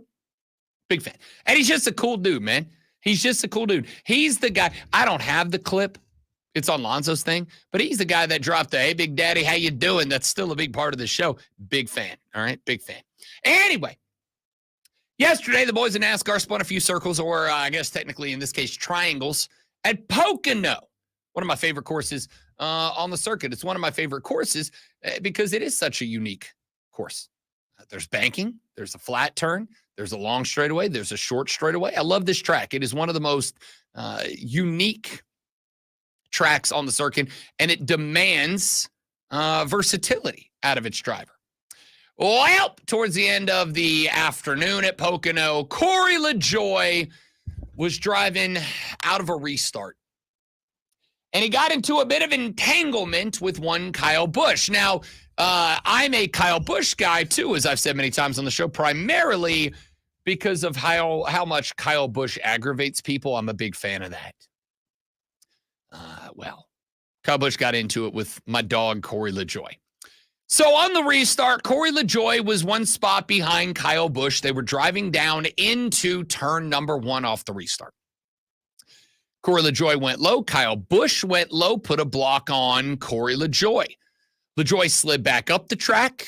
Kyle Busch slid back up the track as well. Then just before they got into turn number 1, Corey LaJoy went to take the bottom line a second time. Kyle Busch threw a block. However, Kyle Busch ran out of room because they were about to get down to the yellow line, which would have signified being down on the apron, would have presented a problem. So Kyle Busch tried to slide back up the racetrack, but unfortunately for him, by that point, Corey LaJoy had already put the front left quarter panel underneath the back right quarter panel of Kyle Busch. And it was dangerous. Kyle Busch gets spun up into the pack. The pack ends up knocking him around all over the track. It was just not a great look. Not a great look. Bit of an accident. Happens. Well, after the race was over, Corey LaJoy went up, was doing a little post-race interview action, and of course, he got asked what happened, how it happened, and if there was anything else he wanted to say. And this was Corey's answer.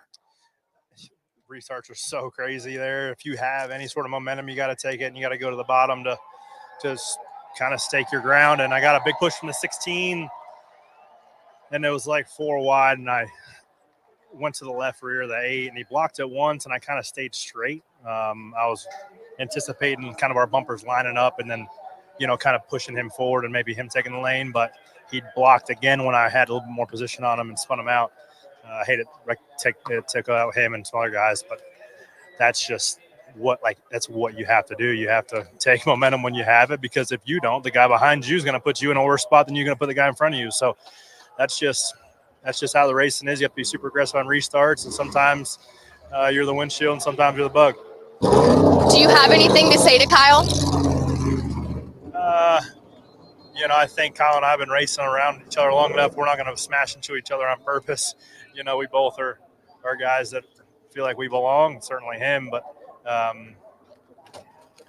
I'm not going to say sorry. I'm not sorry about it because that was the thing. And if the shoe was on the other foot, the exact same thing would have happened. And I think he would probably say that. So you can listen to Second Pennies this week and you can hear more about it.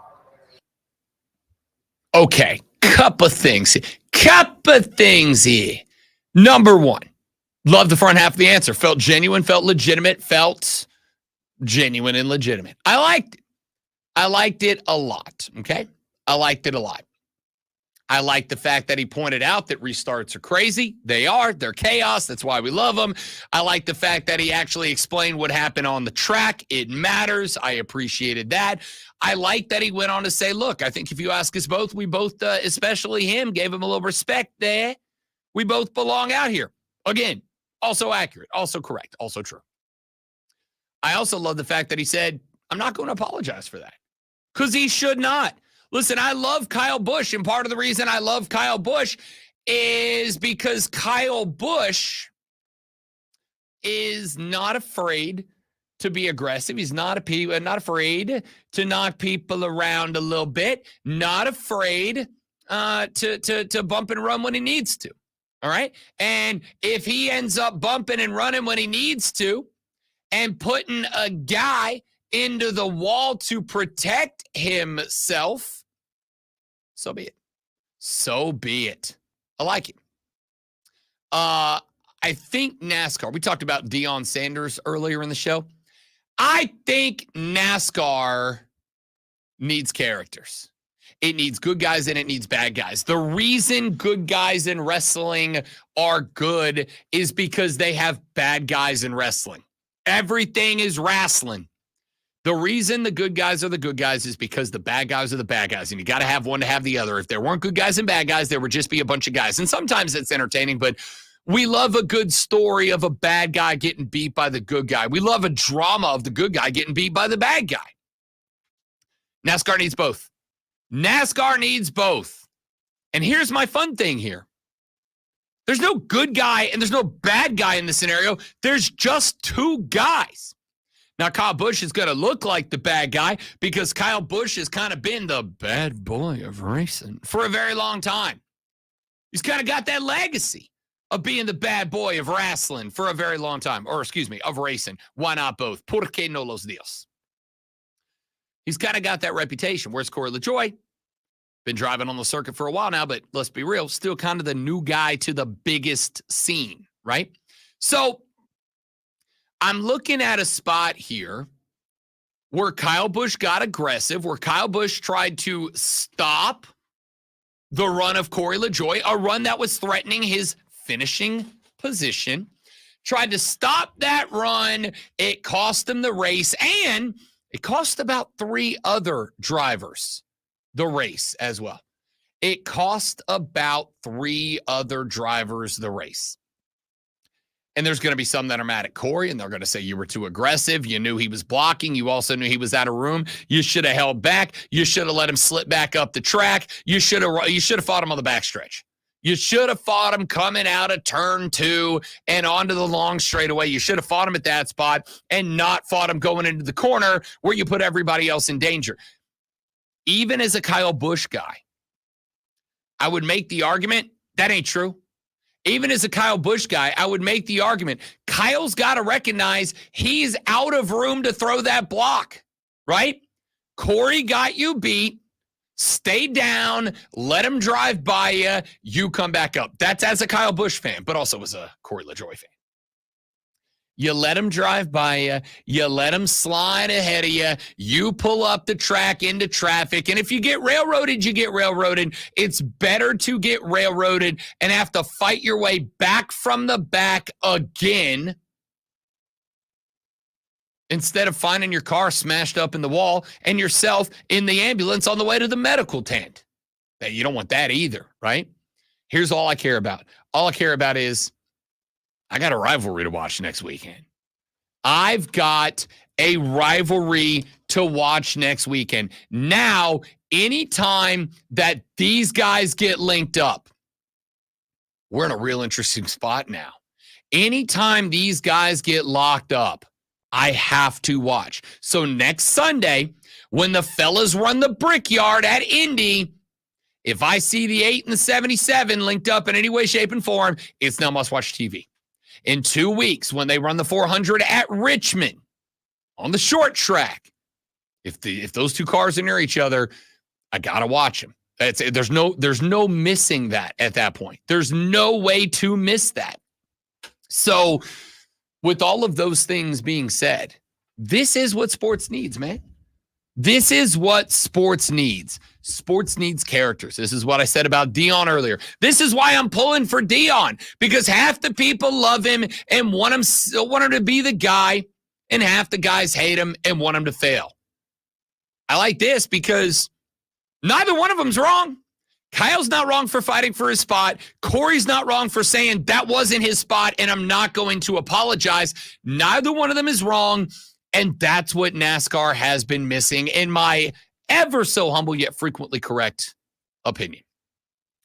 NASCAR needs some fights. Maybe some fist fights, but it needs some fights. It needs a rivalry. It needs some dudes who get after it. And now I got two guys that I am leaning on getting after it. And I'm here for it.